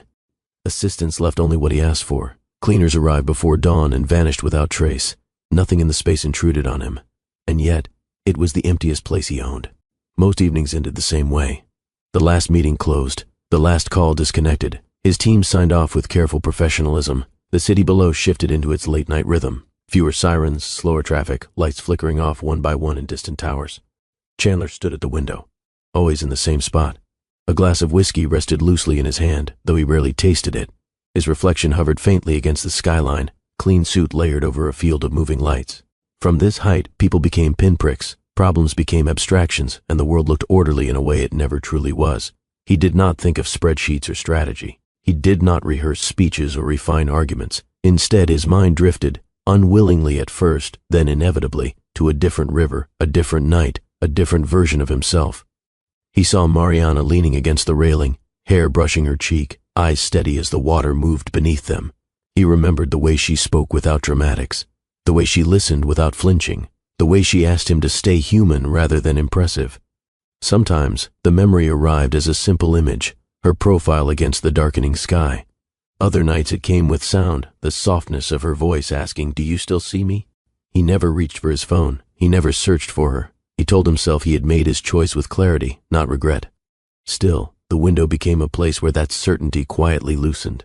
In boardrooms he was decisive. At summits he was unshakable. In interviews he was composed to the point of being untouchable. Alone he was less certain. There were moments, brief, unguarded, when he caught himself leaning slightly closer to the glass, as if distance might offer an answer rather than insulation. He thought of the apartment they once shared, of the way the lamp glowed over the dining table, of how she used to sit across from him with tea cooling between her hands. He remembered her steady presence more than her absence, which somehow made the emptiness sharper. He never framed this as loneliness. He framed it as focus. But the quiet inside his chest grew wider each year. Parties left him colder than when he arrived. Accolades felt lighter. Headlines blurred together. Even victories, acquisitions finalized, deals closed, cities transformed, landed with diminishing weight. Late at night, when the building systems hummed and the city softened, he sometimes pressed his palm against the glass and felt nothing but the barrier it created. Not protection, not triumph, just separation. Below him, millions of lives intersected, collided, and connected. Above them, Chandler stood isolated in the very height he had chased. Once, after a particularly brutal negotiation that secured a multi-billion-dollar contract, his team celebrated late into the night. Champagne flowed, applause filled the room. The company praised him as visionary, decisive, unparalleled. He slipped away early, back to the penthouse, back to the window, back to the same view that had once validated him. This time, it felt thinner. He lifted his glass, then set it down untouched. For a long moment, he simply watched the city breathe, lights flickering, bridges glowing, distant traffic threading through darkness. Somewhere in that vast expanse, Mariana lived a life that no longer included him. Somewhere years were passing that he would never recover. He did not crumble. He did not confess. He simply remained at the window, motionless, composed, and unmistakably alone. A man who had conquered the world, yet could not escape the quiet echo of the one person who had once seen him clearly. The skyline glittered. The night deepened. And in that recurring stillness, Chandler Glover stood suspended between what he had gained and what he had lost, not collapsing under the weight of it, but carrying it silently night after night as the years moved forward without hesitation. The envelopes arrived on the same morning, cream-colored, heavy paper, the kind that carried weight before they were ever opened. They sat on the front counter of Willow and Page beside the register, addressed neatly in black ink. Jessica Torres. Mariana noticed them immediately. not because she expected anything extraordinary, but because official letters were rare in a town where most news traveled by word of mouth. She turned them over once, noting the embossed seal, the return address from New York. Jessie reached for hers first. She examined the envelope carefully, running her fingers along the edges as if listening for something beneath the paper. Gibson hovered close, already impatient, already guessing. Mariana smiled faintly. "Open them!" Jessie slid a finger beneath the seal with deliberate care. Gibson tore his open immediately. Silence followed. Brief, focused, unmistakable. Jessie read slowly, eyes moving line by line. Her posture straightened almost imperceptibly, a quiet alertness settling into her shoulders. Gibson's reaction was faster. "Wait," he said, scanning again. "Read this part. Read it again." Mariana watched them both without interrupting. The letters were identical in substance, different only in name. They had been accepted into an elite science and innovation program in New York, a competitive initiative designed to bring promising young minds together under the guidance of industry leaders. Full scholarships, housing included, travel arranged. Jessie lowered the letter, thoughtful. "This is serious," she said. Gibson grinned, eyes bright. "This is huge." Mariana felt the shift immediately. Not fear, not resistance, gravity. New York had remained distant for years, a place folded neatly into the past, acknowledged but untouched. Now it pressed gently against the present, not with force, but with opportunity. "You don't have to decide today," she said calmly. Jessie nodded, already weighing implications rather than excitement. Gibson barely heard her. "This program is run by real engineers, people who actually build things." "Yes," Mariana replied, "and it will ask a lot from you." Jessie looked up. "Do you think we're ready?" Mariana met her gaze honestly. "I think you're capable," she said. Readiness grows. The shop bell chimed as a customer entered. Life continued around them with its usual rhythm, indifferent to the quiet turning point unfolding at the counter. That afternoon, Jessie sat by the lake with her letter folded carefully in her pocket, staring across the water as if measuring distance rather than depth. Gibson spread his letter out on the floor of his room, circling phrases, scribbling notes in the margins, already imagining what he might learn. Mariana watched them both from the doorway. This was not a confrontation. This was an opening. That evening, after the shop closed and the town settled into its familiar quiet, Mariana moved to the back room and opened the drawer beneath the counter. Inside rested the small wooden box. She lifted it gently, resting it on the table without opening it yet. Her fingers lingered on the lid, thoughtful, steady. The past had stayed where she placed it for a reason, but the future had a way of stepping closer without asking. She looked down the hallway toward her children's rooms, listening to the low murmur of their voices, Jessie asking careful questions, Gibson answering too quickly. New York had found its way back into their lives, not with noise, not with force, just with two letters, quietly waiting to be answered. That night did not feel ordinary, not loud, not tense, just charged with a subtle awareness that something had shifted beneath the surface of their lives. After dinner, Mariana washed the last dishes while Jessie dried them and placed them carefully in the cupboard. Gibson remained at the table, pencil moving quickly across a notebook as he sketched what the New York campus might look like. Buildings stacked like circuits, bridges like clean lines of code.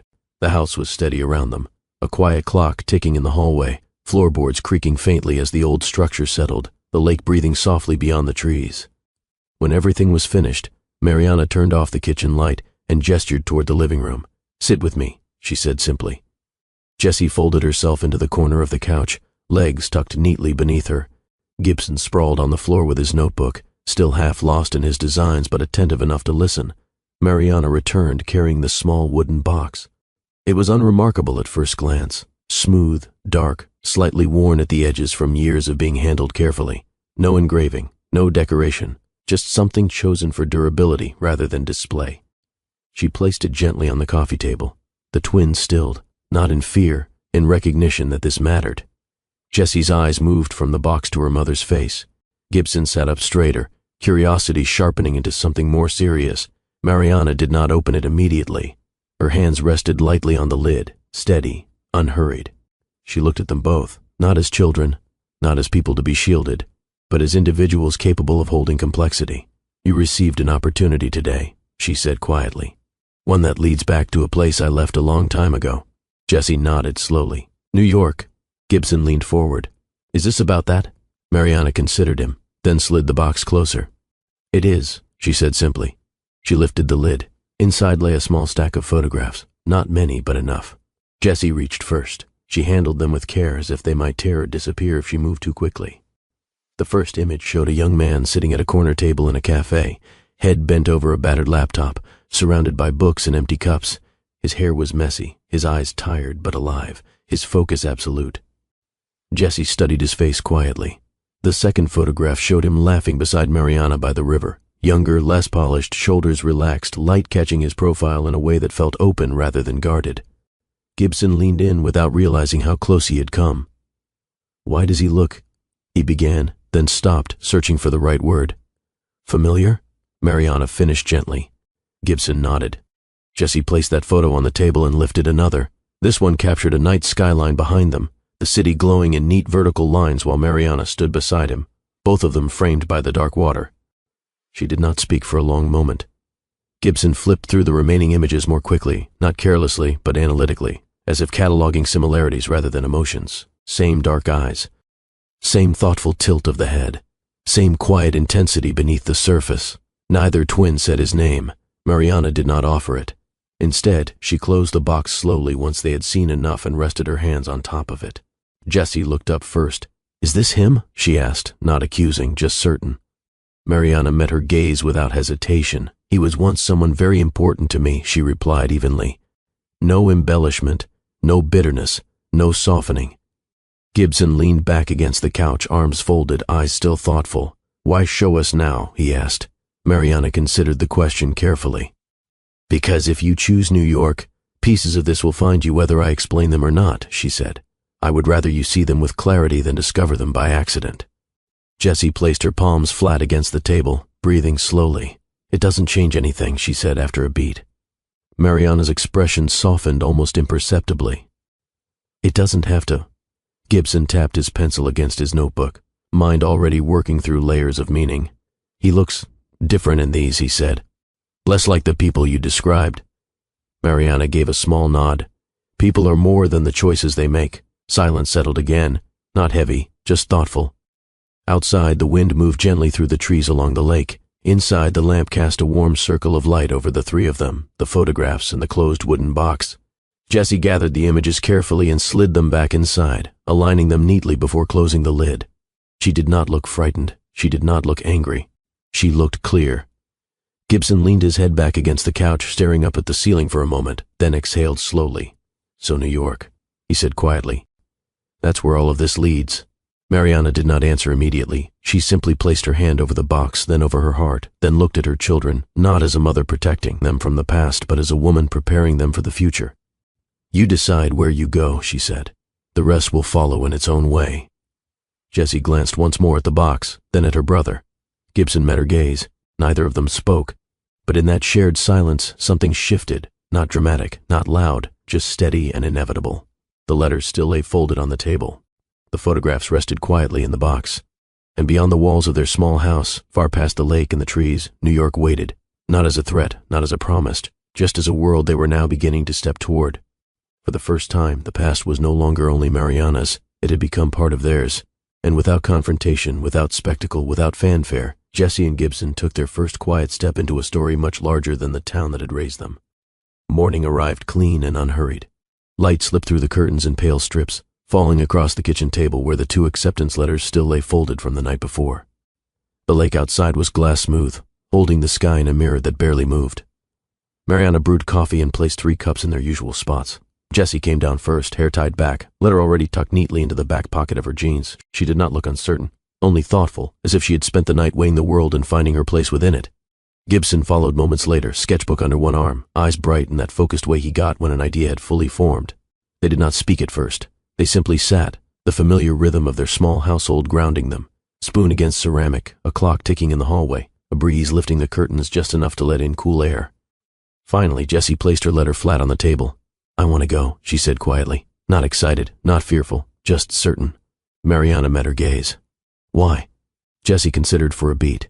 "I want to see how big the world is," she said, "and I want to understand where I come from without being swallowed by it."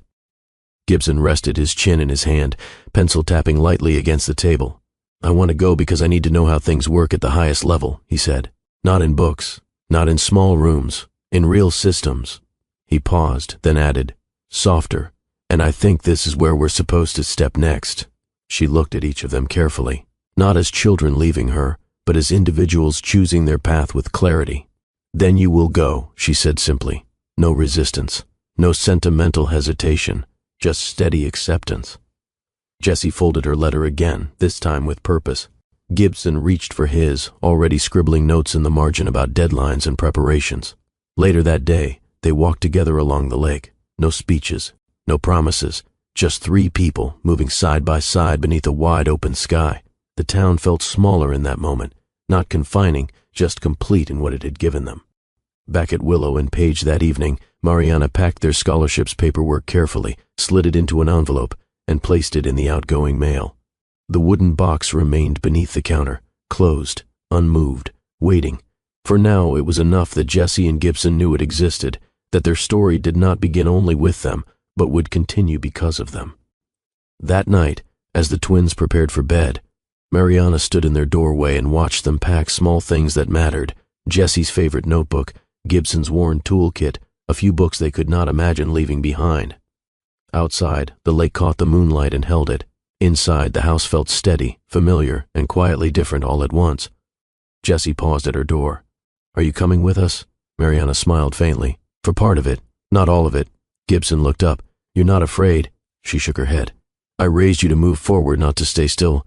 They did not hug dramatically, and when the lights finally went out, two teenagers lay awake in separate rooms, not anxious, not overwhelmed, just alert to the shift already underway. Somewhere far beyond the lake, beyond the town, beyond everything they had known, a glass skyline waited, not as destiny, not as threat, just as a world they were now stepping into, calmly, deliberately, together. The past had opened a door, the future had answered, and without confrontation, without spectacle, without noise, Jessie and Gibson began to cross the threshold into the life that would eventually bring them face to face with the man whose image rested quietly in a wooden box beneath a bookstore counter. The hall looked like the future given physical form. Glass rose in clean planes from floor to ceiling, broken only by seamless digital displays that floated in mid-air like controlled constellations. Holographic models of cities rotated slowly above the stage, transit grids glowing in cool light, data streams moving like disciplined currents, infrastructure breathing in perfect rhythm. Everything felt designed to impress before a single word was spoken. Rows of seats curved toward the stage in precise alignment, filled with journalists, government officials, investors, engineers, and industry leaders. Laptops glowed softly in laps. Cameras rested on tripods. Microphones waited like attentive sentinels. The air carried that particular stillness of high-stakes events, the kind that hums just beneath the surface, promising something important. Then the lights shifted. A soft, unified glow moved toward center stage, and the room instinctively straightened. Chandler Glover stepped into it. No hesitation, no adjustment, no visible effort. He looked as if the stage had been built specifically for him, which in many ways it had. His suit was tailored to precision, dark and immaculate, cut in lines that suggested discipline rather than extravagance. His posture was effortless, shoulders open, chin level, presence unmistakable without needing to dominate. His face carried the composed stillness of a man accustomed to being watched. Not cold, not theatrical, just certain. Applause rolled through the room, controlled, respectful, almost reverent. Chandler waited until it settled naturally, hands resting lightly at his sides, gaze sweeping the audience with calm authority. When he spoke, his voice filled the space cleanly, measured, confident, uncluttered. He did not sell, he did not perform, he presented a vision. Glover Innovations' latest breakthrough, a fully integrated urban intelligence system capable of coordinating transit, energy, security, and emergency response in real time. Diagrams appeared behind him in smooth transitions, cities lighting up as if breathing in unison. Every movement of his hand seemed intentional. Every pause felt strategic. Executives leaned forward. Journalists typed. Engineers nodded. This was the version of Chandler the world knew, the architect, the strategist, the man who rewrote how cities functioned. He moved across the stage with quiet command, never rushed, never indulgent. When he explained complex systems, they sounded simple, not because they were, but because he understood them so completely. At one point, a subtle ripple of approval moved through the room as a simulated city responded flawlessly to a crisis scenario projected above him. Traffic rerouted. Power grids balanced. Emergency routes opened in perfect coordination. Chandler did not smile. He simply continued. The stage lights reflected faintly off the glass behind him, layering his figure over the glowing skyline displayed in the hologram. A man standing literally and symbolically above the world he was shaping. To anyone watching, this was not just a presentation. It was proof. Proof of power, proof of control, proof of mastery. Chandler spoke of efficiency, resilience, and progress with the ease of someone who had spent years turning abstract ideas into functioning reality. And for a moment, just one, the room seemed to orbit him completely. Then, mid-sentence, something almost imperceptible shifted. His gaze, which had been sweeping smoothly across the crowd, paused. Not visibly, but deliberately. His eyes landed, not on a journalist, not on an investor, not on a government official, but on two figures seated side by side in the front row. A boy, a girl, still, attentive, unmistakable. The lights, the screens, the audience, none of it moved. But inside Chandler something did, a tiny fracture in his composure, so small that no one else could see it, yet unmistakably there. They were impossible to overlook once seen. Front row, center right, exactly where rising students had been seated by the program coordinators. Not pushed forward, not hidden, simply placed where excellence was meant to sit. Jessie sat upright, hands folded loosely in her lap, her gaze steady rather than dazzled. She did not gawk at the holograms or the spectacle around her. She observed, carefully, patiently, as if weighing every word Chandler spoke against something internal and quiet. Gibson leaned forward slightly, elbows resting on his knees, eyes alive with focused intensity. His attention was not scattered across the room. It was trained, almost surgical, on the systems unfolding above the stage. Every simulation, every diagram, every motion of Chandler's hand seemed to land directly with him. They did not whisper, they did not react outwardly, yet their presence carried a stillness that set them apart from the rest of the crowd, less impressed, more attentive, as though they understood the language of the room without being intimidated by it. For Chandler, the world narrowed, not with noise, not with chaos, just with a subtle tightening that made the air feel thinner. The edges of the hall softened, the screens lost their sharpness, the hum of the room slid into a distant background. Applause that had been building somewhere behind him faded into something faint and hollow. His voice did not falter. His posture did not change, but something inside him stuttered. He recognized them before his mind could fully process why. Not in name, not in memory, in resemblance. Same dark eyes, alert, thoughtful, impossible to misread. Same quiet intensity beneath their differences. Same way of holding themselves, as if they carried weight without dramatics. A breath moved silently through his chest. Then beyond the twins, at the back of the hall partially framed by glass and light, he saw her. Mariana, not standing among the press, not near the executives, not seeking attention, simply there, still, unhurried, unbroken. Time had touched her lightly, a little more composure in her posture, a little more steadiness in her gaze, but nothing essential had changed. She held herself with the same quiet certainty she always had, as if the room's grandeur meant nothing compared to her own internal clarity. Their eyes met. No flinch, no apology, no accusation, just recognition, clean, mutual, absolute. For an instant the years collapsed. The cafe table with too many empty cups, the river at dusk, the storm-lit apartment, the door that had closed without drama. None of it needed to be spoken. It lived plainly in that single look. Chandler felt the composure that had carried him through countless negotiations shift, not shatter but lean. His hand tightened almost imperceptibly against the podium. Color slipped from his face with quiet speed, leaving it pale, drawn, unmistakably exposed in a way no camera could soften. The audience did not notice. They saw a poised CEO pausing for effect. Only Mariana saw the truth. Only Jessie and Gibson sensed something had shifted, not in the room but in the man on stage. Jessie's gaze sharpened slightly, as if she were seeing past the tailored suit and polished authority to something more human beneath. Gibson stilled, curiosity deepening into something closer to recognition. No one spoke. No one moved toward anyone else.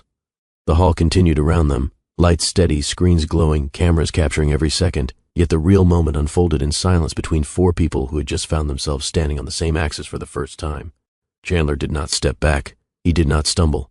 He simply stood there, powerful, exposed, immobile, held in place by two familiar faces in the front row and the woman he had once chosen to walk away from at the back of the room.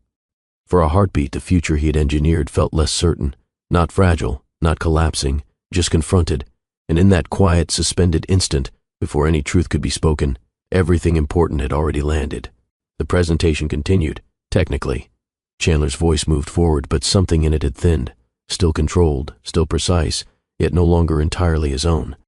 The hologram shifted behind him in smooth, programmed sequences, transit lines weaving together, grids stabilizing, data streams flowing in perfect order. No one in the hall noticed anything wrong. That was the strangest part.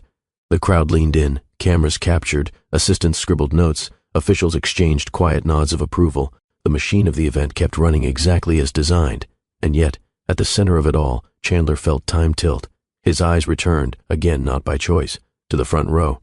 Jessie watched him with that steady, patient focus, as if she were reading more than his words. Not judging, not dazzled, simply seeing. Gibson's attention had shifted. He was no longer tracking the technology alone. He was tracking Chandler, studying him the way he studied circuits, looking for patterns, inconsistencies, truths beneath the surface. Behind them, Mariana did not move. She did not step forward. She did not look away. She did not soften or harden. She simply remained, a calm axis around which the moment quietly turned. A subtle ripple moved through Chandler's chest. Not panic, not regret, recognition. He finished a sentence, let the hall's polite applause rise and fall, and turned slightly toward the main screen. For a fraction of a second, his reflection layered over the glowing model of the city he had built. He looked older like this, not in years, in cost. The demonstration reached its final sequence. The simulated city stabilized, every system humming in seamless coordination. A flawless result, a perfect performance. The room responded exactly as expected. Applause swelled, measured, and admiring. Chandler inclined his head in acknowledgement, the practiced gesture of a man who had done this countless times. But his eyes did not return to the crowd. They returned to the twins, then to Mariana. 3 still points in a sea of motion. No one spoke, no one approached, no one needed to. In that quiet geometry of gazes, stage, front row, back of the room, an entire history had already been communicated without a single word. Jessie held his stare calmly, neither welcoming nor rejecting. Gibson's expression shifted from curiosity to something steadier, heavier, more certain. Mariana's face remained unchanged, not triumphant, not wounded, simply clear. The applause softened, the lights held. The moment did not break, it simply existed, clean, sharp, undeniable. Chandler lowered his hands to the podium and exhaled, so subtly that no microphone would have caught it. The empire he stood above had not cracked, it had been seen, not as spectacle, not as proof, but as part of a much larger story that had just stepped fully into the same room. For the first time in years, Chandler Glover was not only being watched, he was being recognized. And that recognition carried more weight than any headline, contract, or title he had ever earned. Before we move on, take a breath and sit with this moment. If you were in that hall, seeing what Chandler just saw, what would you feel? Chandler canceled everything, not gradually, not quietly through assistance, directly. Before the applause in the hall had even faded, he stepped off stage and gestured to his chief of staff with a single, unmistakable look. No explanation was needed. Within minutes, messages moved through his organization like a silent current. Meetings postponed, briefings deferred, calls rerouted, commitments erased from the calendar. The machine that normally bent around his time simply stopped. Executives exchanged glances. Journalists speculated in low voices. Program coordinators scrambled to adjust. None of it reached him. Chandler moved through the building with deliberate speed, not rushed, not frantic, focused in a way that felt different from his usual precision. There was no performance in it now, no optics, no consideration of image, only purpose. The glass corridors reflected him in long, clean lines as he walked. Polished floors absorbed the sound of his steps. Screens lining the walls replayed fragments of his presentation on a loop, simulated cities stabilizing, systems harmonizing, progress made visible. He barely registered them. At the far end of the floor, a discreet lounge overlooked the skyline, a space meant for private discussions, high-to-level negotiations, and carefully managed moments away from public view. The doors slid open without a word. Mariana stood near the window, not leaning, not waiting anxiously, simply positioned where the city stretched out before her in controlled brilliance. Her hands rested lightly at her sides, posture steady, eyes clear. She had not come to make a scene. She had not come to confront him in front of an audience. She had come because the moment required honesty, and she did not shy away from that. Chandler paused at the threshold. For a fraction of a second, the room felt too small for the distance between them, too bright for the years that had passed, too quiet for everything that hung unspoken in the air. Then he stepped inside. The doors closed behind him with a soft final hiss.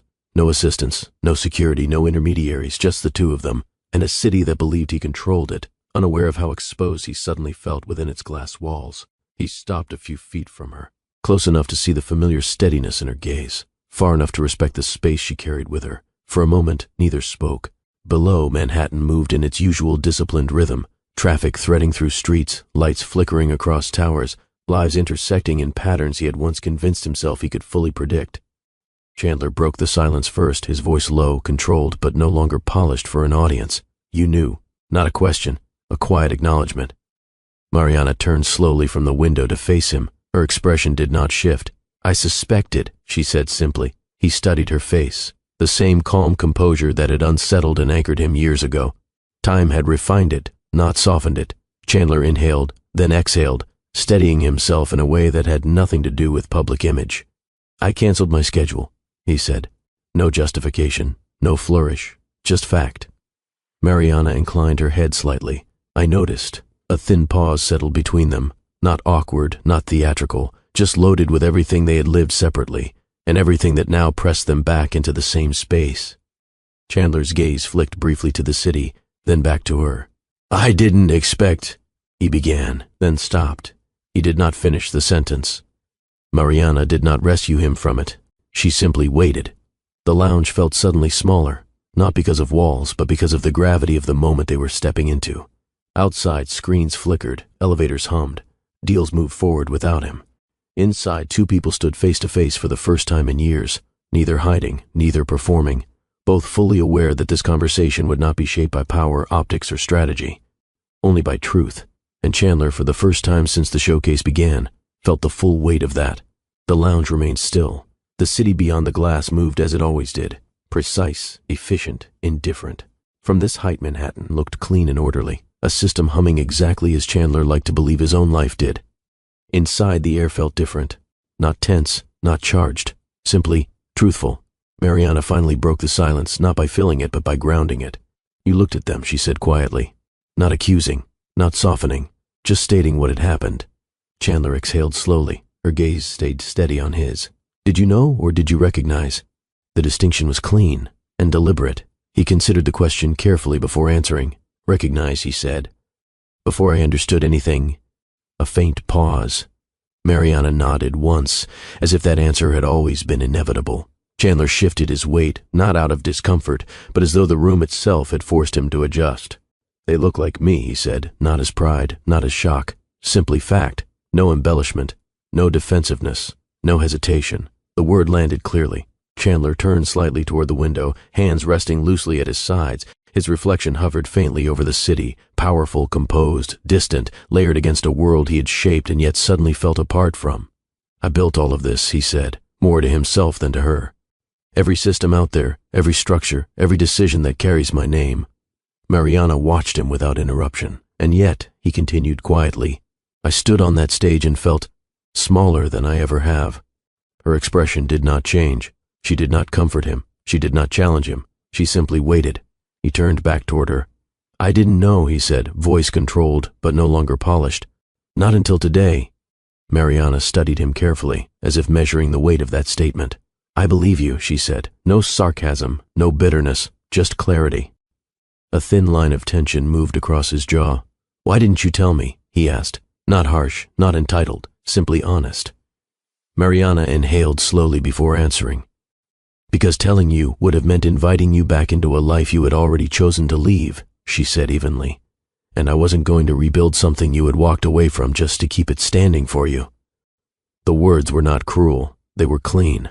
Chandler absorbed them without looking away. He nodded once slowly. The silence returned deeper now, not awkward, but layered with everything they had lived separately. Mariana finally stepped away from the window, closing the distance between them just enough that the space felt intentional rather than confrontational. Her voice softened slightly, not in tone, but in precision. "You stood on that stage like a man who believes his choices were inevitable." She did not waver. They weren't. The room seemed to narrow around that truth. Chandler's breath moved more deliberately. "I chose what I thought I had to choose," he said quietly. Mariana tilted her head just enough to be noticed. "No," she replied. "You chose what you were afraid to lose, a beat." Then calmly, without anger, "You walked away from it." The line landed cleanly, not shouted, not dramatized, simply placed between them like a fact that could not be negotiated. Chandler did not flinch, but something behind his eyes shifted, not breaking but finally moving.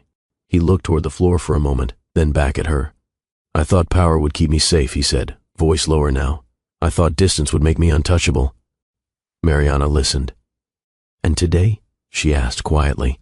He glanced again toward the skyline, the same view that had once validated him. "I saw two people who proved that distance doesn't erase consequences," he said. "Only delays them." Mariana's expression remained steady. "I didn't come here to punish you," she said, "and I didn't bring them here to corner you." He met her eyes fully. Then why are you here? A quiet pause. Because pretending the past doesn't exist doesn't make it disappear, she replied.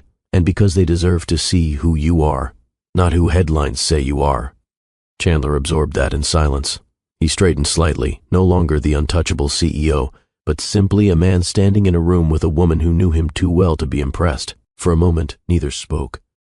The city continued its disciplined rhythm outside the glass. Inside, something far messier and far more human was finally being named. Mariana folded her hands lightly in front of her. They are not your redemption, she said clearly, and they are not your failure. They are their own people. Chandler nodded slowly. I don't expect forgiveness, he said. Her gaze softened by a fraction. Good, she replied, because this isn't about absolution. It's about responsibility. They stood there, two adults who had lived years apart, now forced into the same moment without spectacle or performance. Finally, Mariana spoke again, quieter this time. They are downstairs. The words did not rush. They simply placed reality in front of him. Chandler's eyes flicked instinctively toward the door. Not yet. He looked back at her instead. Do they know? He asked. Mariana considered before answering. They know enough to recognize truth when they see it, she said. What they learn from you is up to you. A long beat passed. Chandler exhaled slowly, feeling the full weight of the empire behind him and the life he had stepped away from standing in front of him. No speeches, no bargains, no theatrics, just a choice, again, placed quietly in his hands. Mariana did not guide him toward it. She simply stood there, steady as ever, her honesty as unshakable as the skyline beyond the glass. And for the first time in years, Chandler Glover understood something with absolute clarity. Power had given him everything he thought he needed. But in this room, with this woman, in this silence, it meant nothing. Only his next step did. The lounge did not change. The glass remained clear. The skyline remained orderly. The room still looked like a place designed for power, not for reckoning. Yet the air inside it felt different now, thinner, stripped of everything that usually insulated Chandler from himself. He stood where he was, not moving toward the door, not retreating from it either. For a moment, the decision seemed to exist outside his body, hovering between him and Mariana like something solid he could almost touch. Below them, the building hummed in its usual rhythm, elevators sliding, footsteps passing, conversations moving forward without him. The empire continued in his absence, as it always would. Mariana did not push. She did not guide. She did not soften the moment to make it easier. She simply watched him with the same steady clarity she had always carried, the kind that did not bend for comfort or hurry for resolution. Chandler turned once more toward the window. For years this view had been his anchor, proof of his ascent, his control, his distance from everything that had once made him feel small. Now it looked flatter, not weaker, just insufficient. He saw with uncomfortable precision how carefully he had built a life that kept people at a safe remove, glass between him and the city, status between him and others, choice between him and attachment. The twins had walked through all of it without asking. Mariana had simply stood still. He exhaled slowly, the breath measured, intentional, no longer the inhale of a man preparing for a negotiation, but of someone preparing to step into something he could not calculate. He turned back toward her. I canceled my schedule, he said again, not as a statement of power this time, but as an acknowledgement of what mattered. Mariana inclined her head. Good, she replied quietly, not praise, not approval, just recognition that he had at least cleared space. A thin pause stretched between them, not empty, not uncomfortable, just necessary. Chandler's gaze flicked briefly toward the closed doors of the lounge, as if he could sense, beyond them, the presence of Jesse and Gibson somewhere in the building. He did not ask where they were. He did not ask what to say. He did not look to Mariana for instruction. Instead, he simply said, low and clear, I'll meet them. Mariana did not smile. She did not rush to reassure him. She simply nodded once. On your terms, she said, not as a CEO, not as a headline, as a person. He absorbed that. A muscle in his jaw tightened, not in resistance, but in resolve. He straightened slightly, not into his usual posture of command, but into something simpler, steadier, more human. Mariana moved toward the door and placed her hand lightly on the handle, but did not open it yet. She turned back to him one last time. They will see you, she said quietly, not the stage, not the empire. You. He met her gaze fully. And if they don't like what they see, he asked, not defensively, not dramatically, just honestly. Mariana studied him for a beat. Then that will be true too, she replied evenly, and you will have to sit with it. Chandler nodded slowly. She opened the door. The sounds of the building flowed back in, muted conversations, distant footsteps, the soft hum of systems that kept everything moving. The lounge no longer felt sealed off from the world. It felt like a room he was finally stepping out of. Mariana did not walk ahead of him. She did not fall behind. She simply stepped aside, leaving the path clear. Chandler took one measured step forward, then another. His reflection slid briefly across the glass as he passed it, suit, posture, control, layered over a city that no longer felt like proof of anything. At the threshold, he paused for a fraction of a second, not to hesitate, not to look back, just to acknowledge that this was, in its own quiet way, as decisive a moment as any deal he had ever signed. Then he moved through the doorway. The doors slid closed behind him with the same soft finality they always had. But this time they did not feel like a barrier. They felt like a line he had chosen to cross. Mariana followed at a steady distance. No one in the corridor reacted to their exit. No headlines appeared. No cameras turned. The world did not stop. And that was the point. What mattered was not spectacle. It was what waited beyond the next turn. Two teenagers who carried his face, a woman who had never stopped carrying her truth, and a man who could no longer hide behind glass. Chandler Glover had canceled his empire for a day. Now he would have to face what he had built, and what he had walked away from, without any of it standing between him and the people he had only just realized were part of his story. No speeches. No performances. Just a man moving, finally, toward his own life. They did not bring him to a boardroom. No polished table, no assistants lining the walls, no screens glowing with metrics or projections. Instead, the program coordinators guided them to a small, quiet atrium tucked behind the main hall, a space meant for breath, not performance. Glass rose overhead in a gentle curve, filtering daylight into clean, soft bands across the floor. A few low sofas sat around a simple coffee table. Potted plants softened the edges of the space, their leaves steady in the still air. Jessie and Gibson waited there, not together at first. Jessie sat on the edge of one sofa, back straight, hands resting loosely in her lap. Her gaze drifted across the room, not nervous, not impatient, simply observant. She catalogued details quietly, the way light refracted through the glass, the hum of the building beneath her feet, the rhythm of footsteps passing just beyond the atrium's threshold. Gibson stood near the railing that overlooked the lower level, leaning slightly forward, eyes tracing the clean lines of the architecture as if reverse engineering it in real time. His mind was visibly active, not restless, just focused, pulling patterns out of structure. Neither spoke, neither fidgeted. They were not here to be impressed. They were here to see. When the door slid open, they turned in unison. Chandler stepped inside. No entourage, no security, no assistant hovering half a step behind him. Just him. Jacket unbuttoned now, posture less rigid than it had been on stage, expression stripped of the polished composure he wore for the world. For a moment, all three of them simply registered one another. Jessie's gaze met his directly, steady and unhurried. She did not look startled. She did not look softened. She looked clear, as if already measuring the man in front of her against something internal she had carried for years. Gibson's eyes moved quickly at first, over Chandler's face, his hands, his stance, then slowed, settling into a more deliberate focus. Recognition did not flash across his expression. It arrived quietly, like a conclusion reached after careful calculation. Chandler stopped a few feet away, not too close, not too distant. He felt for the first time in years unsure of where to stand, not in a room, but in a moment. He opened his mouth, then closed it again. Habit wanted a speech, power wanted control, image wanted perfection. None of that belonged here. He inhaled slowly instead. Jessie spoke first, not loudly, not timidly, just plainly. You canceled your schedule. It was not a question, it was an observation. Chandler inclined his head. Yes. Gibson tilted his head slightly. You don't do that. A faint, almost reluctant breath left Chandler, somewhere between acknowledgement and something softer. No, he admitted. I don't. Silence settled again, but it was not empty. It was layered, alive with everything they were all choosing not to say too soon. Mariana did not enter with him. She remained outside the atrium, visible through the glass for a moment, then stepping back out of sight, not abandoning them, just giving them space. Jessie shifted slightly on the sofa, then gestured toward the seat opposite her.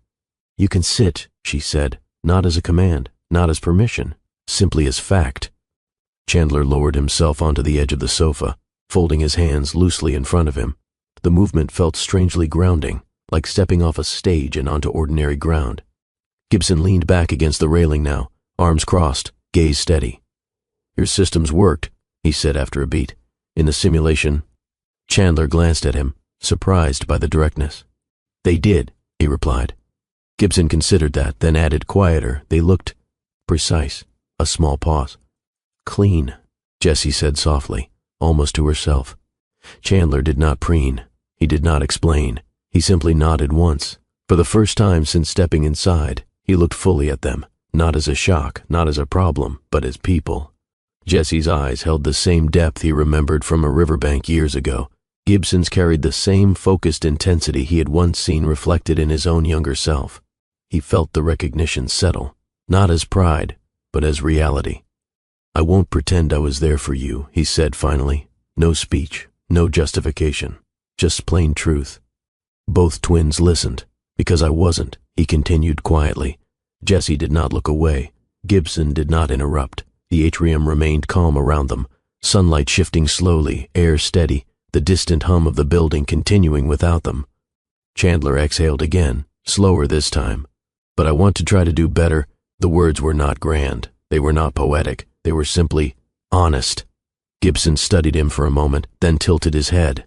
"You talk like you're giving a speech." A corner of Chandler's mouth twitched before he could stop it. "Old habits," he admitted. A thin pause, then, unexpectedly, Gibson huffed out a small, quiet laugh. Jessie leaned forward slightly, her voice gentle but firm.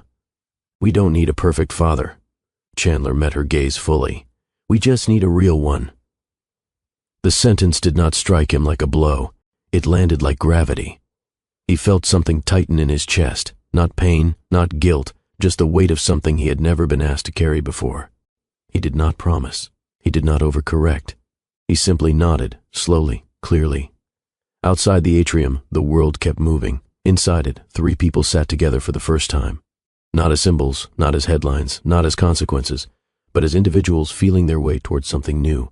No one rushed. No one performed.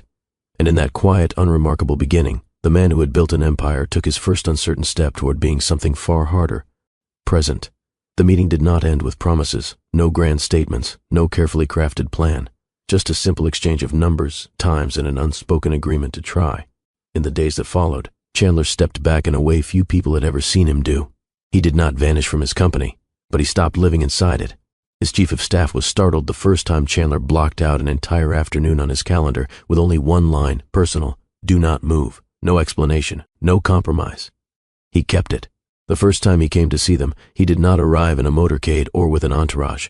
He showed up in a black sedan, driver waiting at the curb, jacket folded over his arm rather than draped over his shoulders.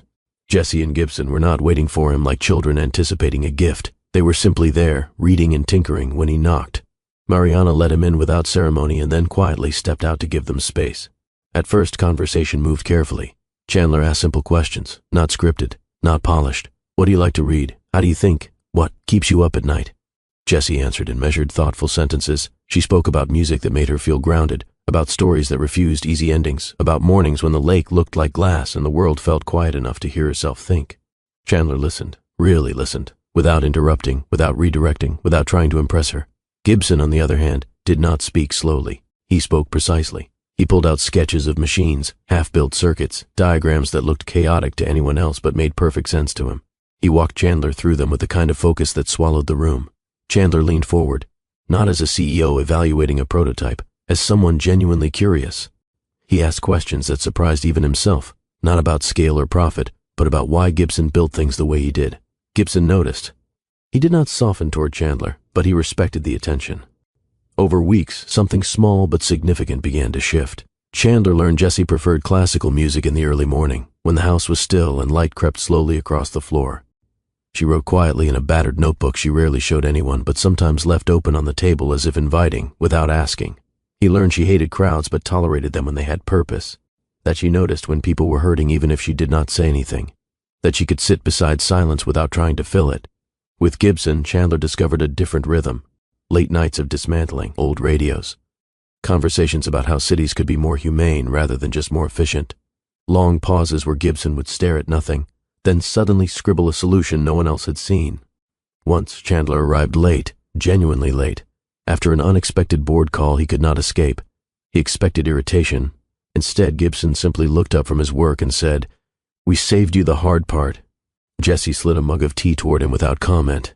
In those moments, Chandler felt something unfamiliar settle into his chest.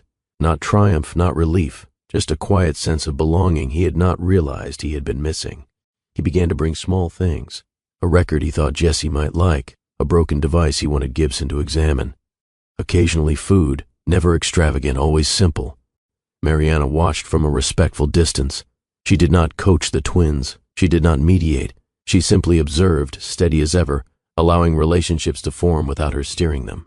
One evening, as the sun dipped low and painted the room in soft gold, the three of them sat together at the table, not talking, not performing, simply existing in shared space.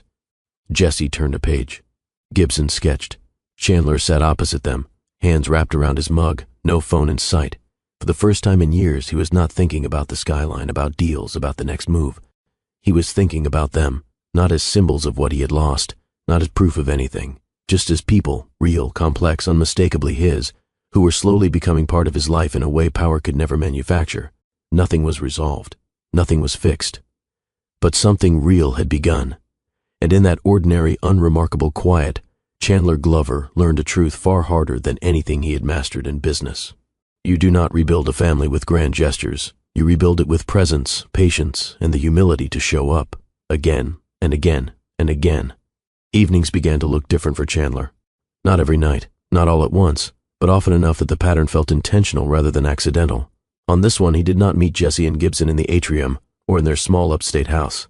Instead, he invited them, and Mariana, to a place he had once treated like a private observatory, a quiet terrace overlooking the city, high enough that the streets below blurred into clean lines of light. No assistants hovered. No staff lingered nearby. A simple table sat in the center, 4 chairs arranged without formality, a pitcher of water and 4 glasses resting on top. Jesse and Gibson arrived first with Mariana. They did not look impressed by the view. They looked observant. Jesse moved slowly toward the glass edge, not to lean over it, just to take in the sweep of the skyline. Her eyes traced the horizon as if reading it the way she read books, patiently, thoughtfully, without rush. Gibson drifted toward the railing that framed the terrace, studying the structure itself more than the city beyond it.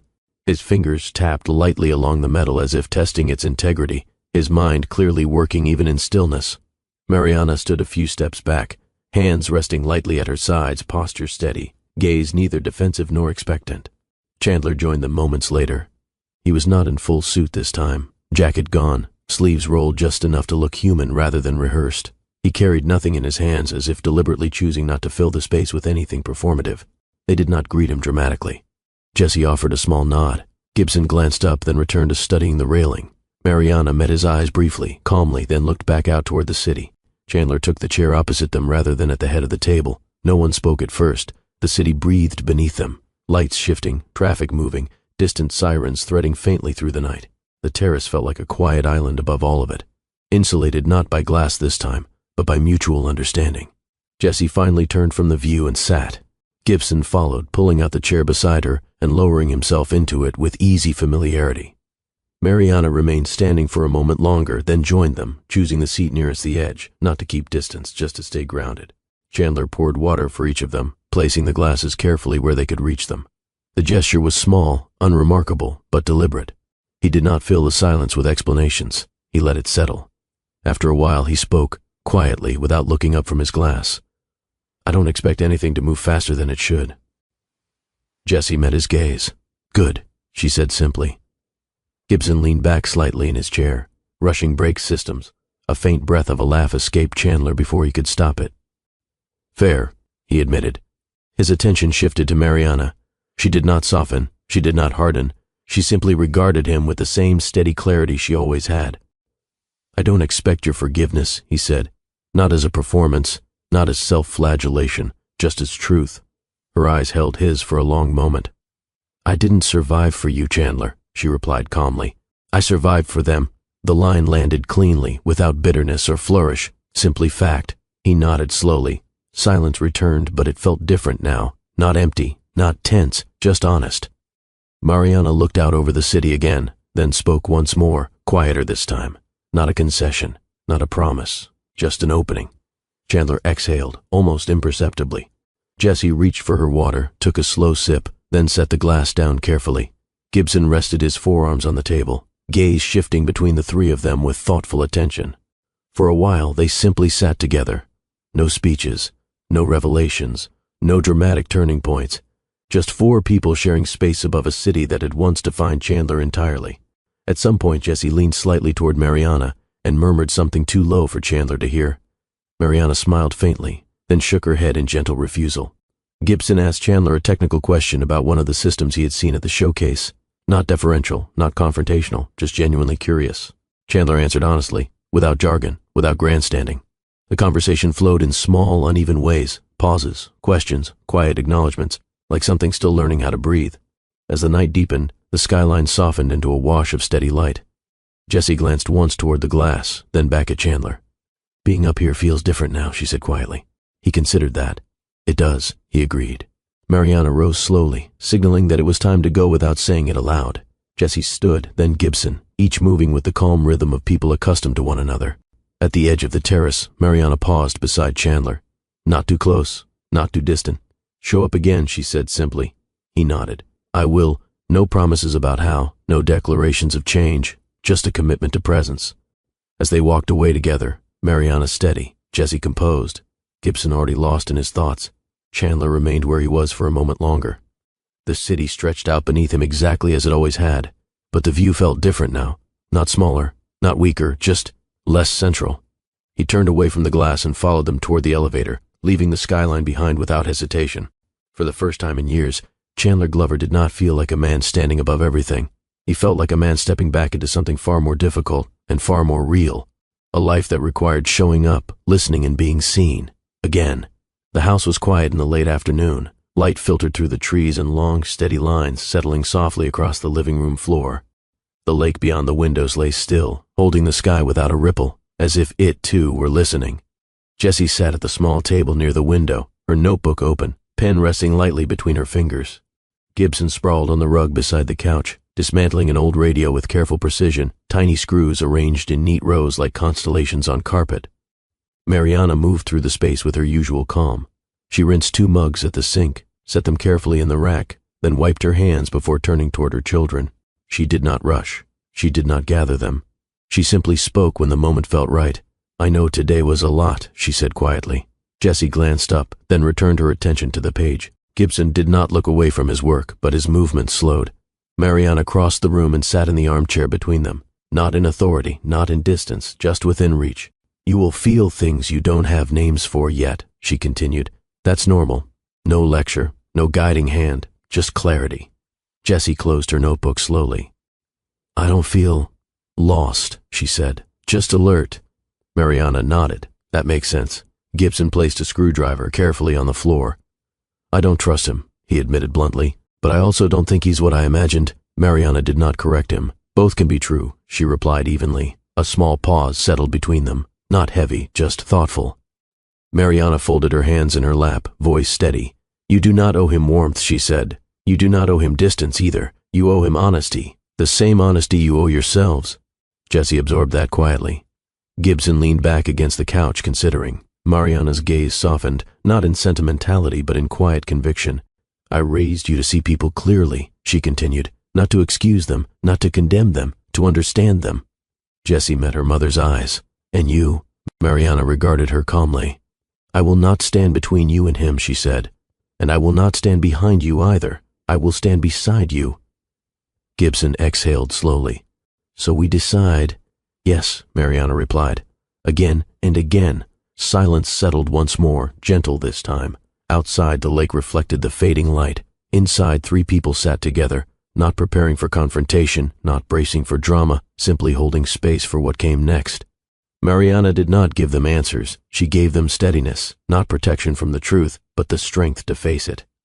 And in that quiet, ordinary moment, Jessie and Gibson felt something far more important than certainty. They were not being pushed. They were being trusted. They did not bring him to a grand space, no boardroom, no polished table, no assistants hovering at the edges of the room like silent witnesses. Instead, they met in a small glass atrium tucked behind the main hall, a place meant for breathing, not performing. Sunlight filtered through the curved ceiling in soft, clean bands that rested across the floor. A few low sofas sat around a simple coffee table. Tall plants softened the edges of the space, their leaves completely still. Jessie and Gibson waited there. Jessie sat on the edge of one sofa, back straight, hands resting lightly in her lap. Her gaze moved slowly around the room, not nervously, not impatiently, just observing. She took in the light, the architecture, the quiet hum of the building beneath her feet. Gibson stood near the railing overlooking the lower level, leaning slightly forward, eyes tracing the structure of the space as if he were quietly reverse engineering it in his mind. Neither of them spoke, neither fidgeted. They were not here to be impressed. They were here to see. The door slid open without ceremony. Chandler stepped inside alone. No entourage, no security, no assistant hovering half a step behind him. His jacket was unbuttoned, draped loosely over his arm instead of worn like armor. His posture was still composed, but not polished, not staged. For a moment, the three of them simply took one another in. Jessie met his gaze directly, steady and unhurried. She did not soften, she did not harden. She simply looked at him clearly, as if measuring the man in front of her against something internal she had carried for years. Gibson's eyes moved quickly at first, across Chandler's face, his hands, his stance, then slowed, settling into a more deliberate focus. Recognition did not flash across his expression. It arrived quietly, like a conclusion reached after careful calculation. Chandler stopped a few feet away, not too close, not too distant. He looked, for the first time in years, unsure of where to stand, not physically, but emotionally. He opened his mouth, then closed it. Habit wanted a speech, power wanted control, image wanted perfection. None of that belonged here. He inhaled slowly instead. Jessie spoke first, not loudly, not timidly, just plainly. "You canceled your schedule." It was not a question, it was an observation. Chandler inclined his head. "Yes." Gibson tilted his head slightly. "You don't do that." A small breath, almost a laugh, escaped Chandler before he could stop it. "No," he admitted. "I don't." Silence settled again, but it was not empty. It was layered, full of everything they were choosing not to rush. Mariana did not enter with him. She remained just outside the atrium, visible through the glass for a brief moment before stepping back out of sight, not abandoning them, just giving them space. Jessie shifted slightly and gestured toward the seat opposite her. "You can sit," she said, not as permission, not as command, just fact. Chandler lowered himself onto the sofa, folding his hands loosely in front of him. The movement felt strangely grounding, like stepping off a stage and onto ordinary ground. Gibson leaned back against the railing now, arms crossed, gaze steady. "Your systems worked," he said after a beat, "in the simulation." Chandler glanced at him, surprised by the directness. "They did," Gibson considered that, then added quietly, "They were precise," Jessie murmured almost to herself. "Clean." Chandler did not preen. He did not explain. He simply nodded once. Then, for the first time since stepping inside, he looked fully at them, not as a shock, not as a problem, but as people. Jessie's eyes carried the same depth he remembered from a riverbank years ago. Gibson's held the same focused intensity he had once seen in his younger self. He felt recognition settle, not as pride, but as reality. "I won't pretend I was there for you," he said finally. No speech, no justification, just plain truth. Both twins listened. "Because I wasn't," he continued quietly. Jessie did not look away. Gibson did not interrupt. The atrium remained calm around them, sunlight shifting slowly, air steady, the distant hum of the building continuing without them. Chandler exhaled again, slower this time. "But I want to try to do better." The words were not grand, they were not poetic. They were simply honest. Gibson studied him for a moment, then tilted his head. "You're doing the stage voice." Chandler froze for half a second. Then his shoulders dropped, just slightly. A small, almost reluctant breath of laughter escaped him. Jessie leaned forward, voice gentle but firm. "We don't need a perfect father." Chandler met her gaze fully. "We just need a real one." The sentence did not strike him like a blow. It landed like gravity. Something tightened in his chest, not pain, not guilt, just the weight of something he had never been asked to carry before. He did not promise. He did not overcorrect. He simply nodded, slowly, clearly. Outside the atrium, the world kept moving. Inside it, three people sat together for the first time, not as symbols, not as headlines, not as consequences, but as individuals feeling their way towards something new. No one rushed. No one performed. And in that quiet, unremarkable beginning, the man who had built an empire took his first uncertain step toward being something far harder. Present. They did not stay in the atrium long, not because the moment was uncomfortable, but because it did not need to stretch. What mattered had already been said, plainly, without ornament.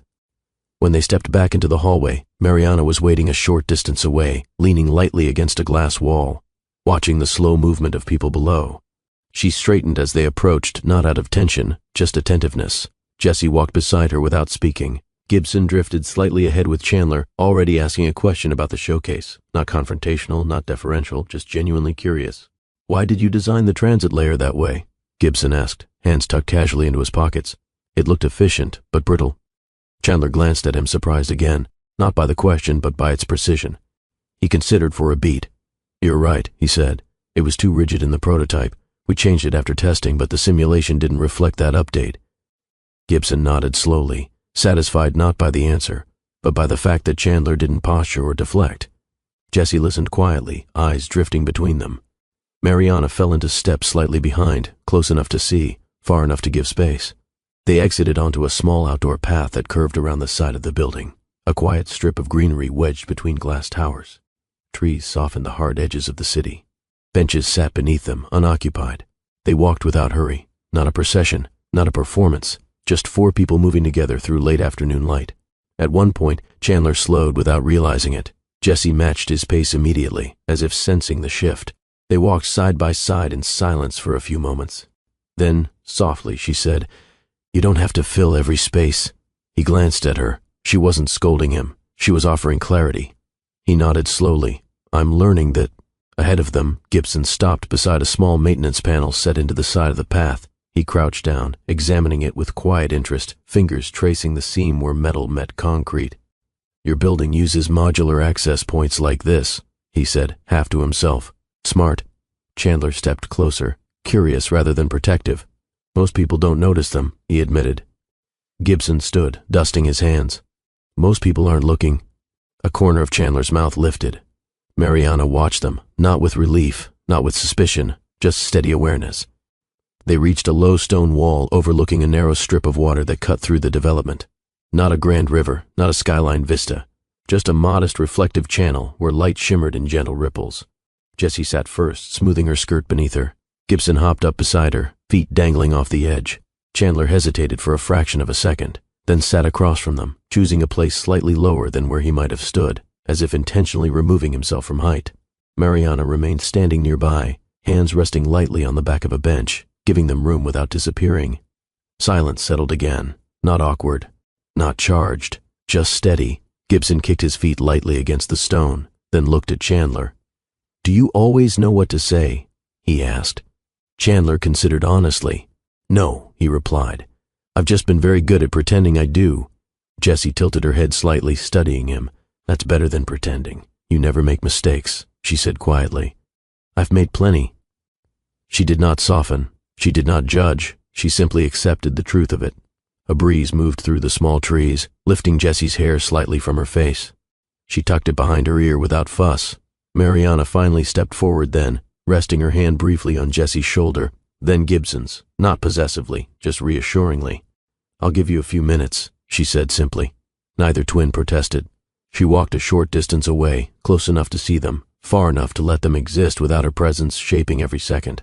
Chandler watched her go, then turned back to the twins. He did not fill the space with promises. He did not try to explain his past. He simply said, low and clear, "Thank you." Gibson frowned slightly. "For what?" "For sitting with this," Chandler replied.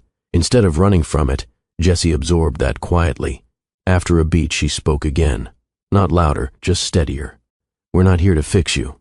He nodded slowly. "I know." Her gaze softened by the smallest fraction. "We're here to see if you show up." He met her eyes fully. "I will," he said. Not grandly, not perfectly, just honestly. Gibson studied him for a moment longer, then slid off the wall and stretched. "Next time," he said, "I want to see how your traffic algorithms actually behave outside simulations." Chandler exhaled, half laugh, half relief. "Next time," he agreed. Jessie slid down beside her brother, standing now, hands tucked calmly behind her back. She looked at Chandler, not as a child, not as a stranger, but as someone slowly deciding who he might be to her.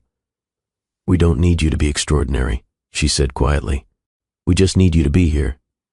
He felt that land, not like a command, but like a truth. He nodded once.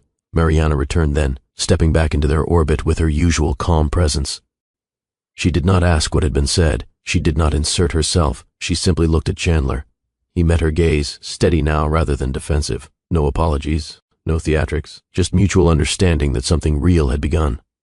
As they started back toward the building, Jessie walked slightly ahead with Mariana, speaking softly. Gibson drifted beside Chandler, already talking about a prototype idea he wanted to sketch later. For the first time since the showcase, Chandler did not feel like a man standing at the center of everything. He felt like someone finally standing with others, not above, not apart, present. And as the late afternoon light softened around them, he carried that feeling quietly, not as a triumph, not as redemption, just as the fragile, necessary beginning of something he could no longer control, only show up for. Again. And again. The change did not announce itself. No press release, no farewell tour, no grand statement about a new season of life. It appeared first on Chandler's calendar. For years, his schedule had been a perfectly engineered machine. Back-to-back meetings, flights plotted like military maneuvers, assistants moving around him with almost choreographed precision. Then, small blank spaces began to appear. Not gaps created by chaos. Gaps he chose. The first time, it confused his chief of staff. A full afternoon was blocked with a single line, personal, "Do not move." No context, no negotiation, no explanation. They tried to shift it. Chandler did not allow it. When a major media outlet requested a high-profile interview, he declined, calmly, without irritation, without theatrics. The offer would have placed him on every screen in the country for a night. A year earlier, he would have said yes without hesitation. This time, he said no. Not dramatically, just firmly. Inside Glover Innovations, the shift was subtle but unmistakable. He still attended board meetings. He still made decisions. He still shaped the company, direction with the same clarity he always had. But he no longer lived inside the building. He stopped arriving before sunrise and leaving long after midnight. He stopped turning every conversation into a strategy session. He stopped treating every moment as a performance that needed to be optimized. Some evenings, his penthouse lights stayed dark earlier than usual. No headlines commented on it. No analysts drew conclusions. Yet for those who knew him closely, the difference was clear. Chandler was stepping back, not disappearing, just loosening his grip. One night, after a tense negotiation that would have once kept him awake, he returned to his apartment and did something unfamiliar. He did not go straight to the window. He poured a glass of water instead. He sat at the dining table. He left his phone face down. For a long moment, he simply breathed. The skyline still shimmered beyond the glass, immaculate and indifferent. He looked at it, but did not lean toward it. The view no longer felt like proof. It felt like background. The next day, instead of filling the blocked afternoon with work, he drove north without announcing it. No entourage, no motorcade, just a quiet car and a route that carried him steadily away from the city. When he arrived, Mariana did not make a scene. She opened the door as if this were simply another ordinary moment in an evolving pattern, which slowly it was becoming. Jessie was at the table with her notebook. Gibson was on the floor surrounded by disassembled parts. Chandler did not try to impress them. He did not give a speech about balance or growth. He simply said, "I had time today." Jessie glanced up, thoughtful. Gibson looked at him, then nodded once. "Good," he said. Chandler sat. He did not dominate the space. He did not shrink from it. He simply occupied it, patiently, quietly, consistently. Outside, the lake held the late afternoon light. Inside, something unfamiliar settled into him. Not triumph, not relief, just a steadying sense that he was finally choosing where to stand. The empire still stood behind him. The world still bent to his influence. But for the first time in years, Chandler Glover was deliberately stepping away from the center of it, not as a sacrifice, not as penance, but as a conscious reordering of what mattered. And that shift, small as it looked from the outside, was the real beginning of his change. Chandler did not try to parent in a single style. He learned quickly that Jessie and Gibson did not require the same version of him, and that, in fact, they would not have tolerated it. With Jessie, he slowed. Their first real afternoon together did not involve plans, schedules, or curated experiences. He arrived to find her sitting at the small table near the window, a stack of books beside her, classical music playing softly from an old speaker. She did not look up immediately. He did not announce himself. He simply took the chair across from her and sat. For a while, neither spoke. Light moved slowly across the floor. Pages turned. The lake outside shifted almost imperceptibly. Eventually, Jessie closed her notebook and looked at him. "You don't have to perform," she said quietly. He considered that, then nodded. "I'm trying not to." She studied him, not skeptically, just carefully. The way she studied everything. After a moment, she slid a book across the table toward him.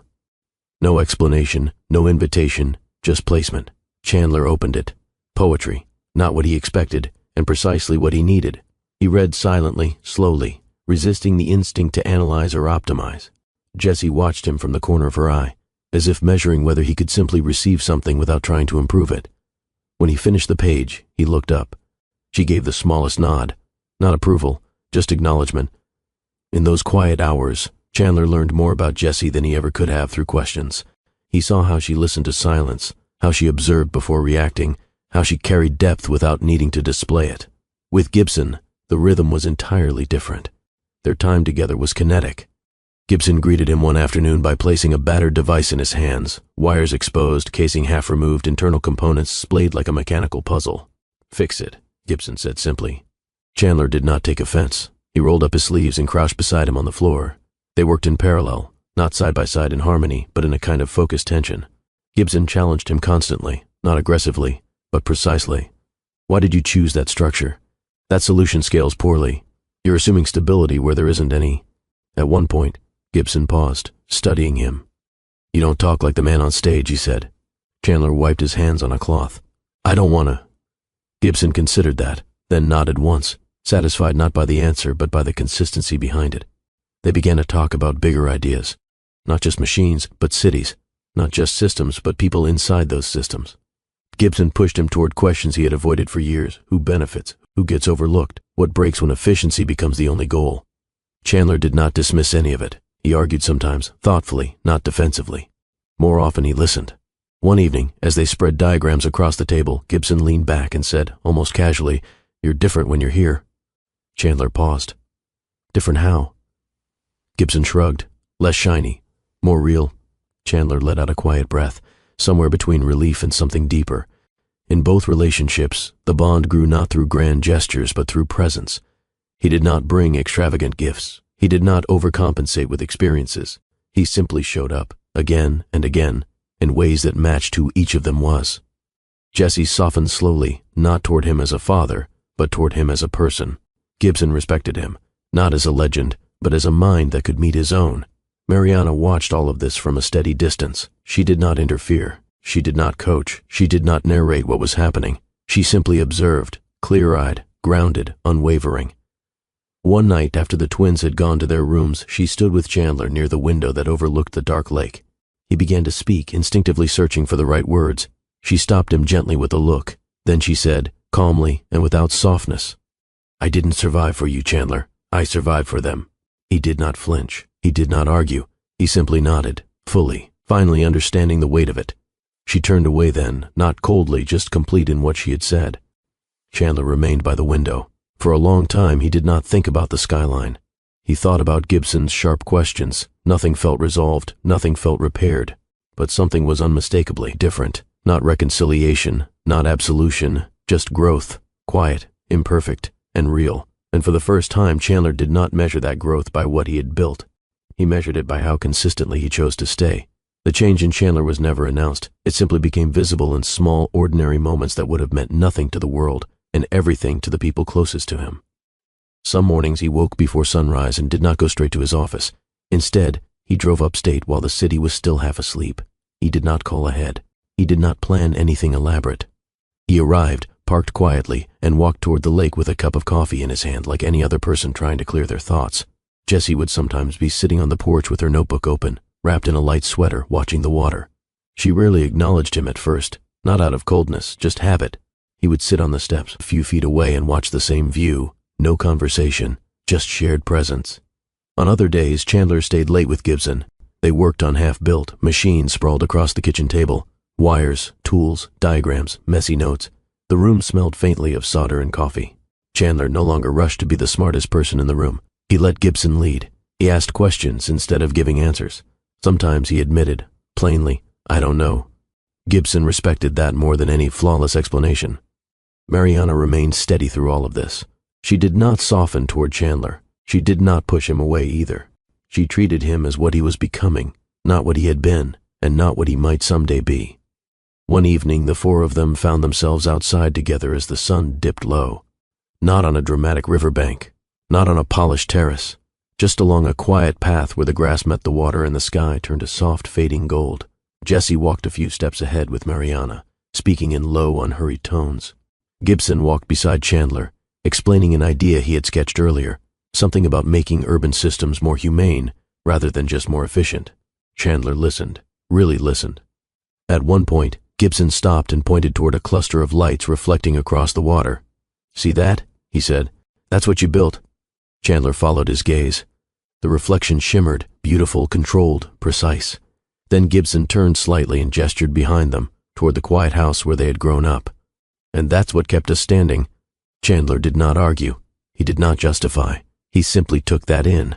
Mariana stood a short distance away, coffee in hand, watching them without interference.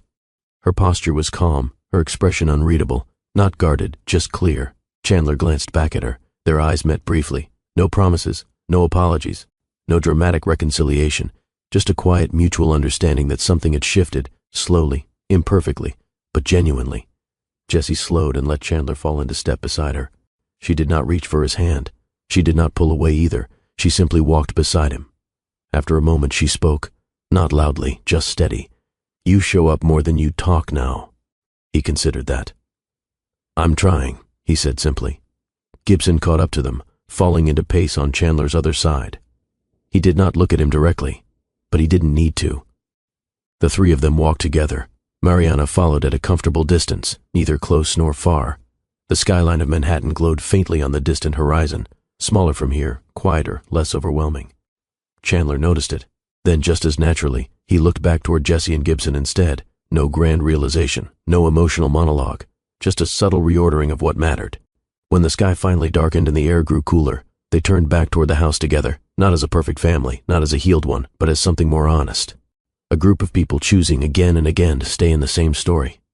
As Chandler stepped inside behind them, he did not look toward the window. He looked toward the kitchen light, the familiar table, the two teenagers who were slowly becoming part of his life in a way he could no longer control, only honor. Nothing was fixed, nothing was erased, but something real had taken root, not reconciliation, not redemption, just steady, imperfect, deliberate growth, one quiet moment at a time. If this story stayed with you, made you think, or felt a little too real to be fiction, that's exactly the kind of storytelling this channel is built for. Like this video, share it with someone who appreciates depth, and leave a comment about what this story made you feel or realize. And if you want more real, grown, meaningful stories that don't insult your intelligence, subscribe to Mr. Cooper Stories and walk with me into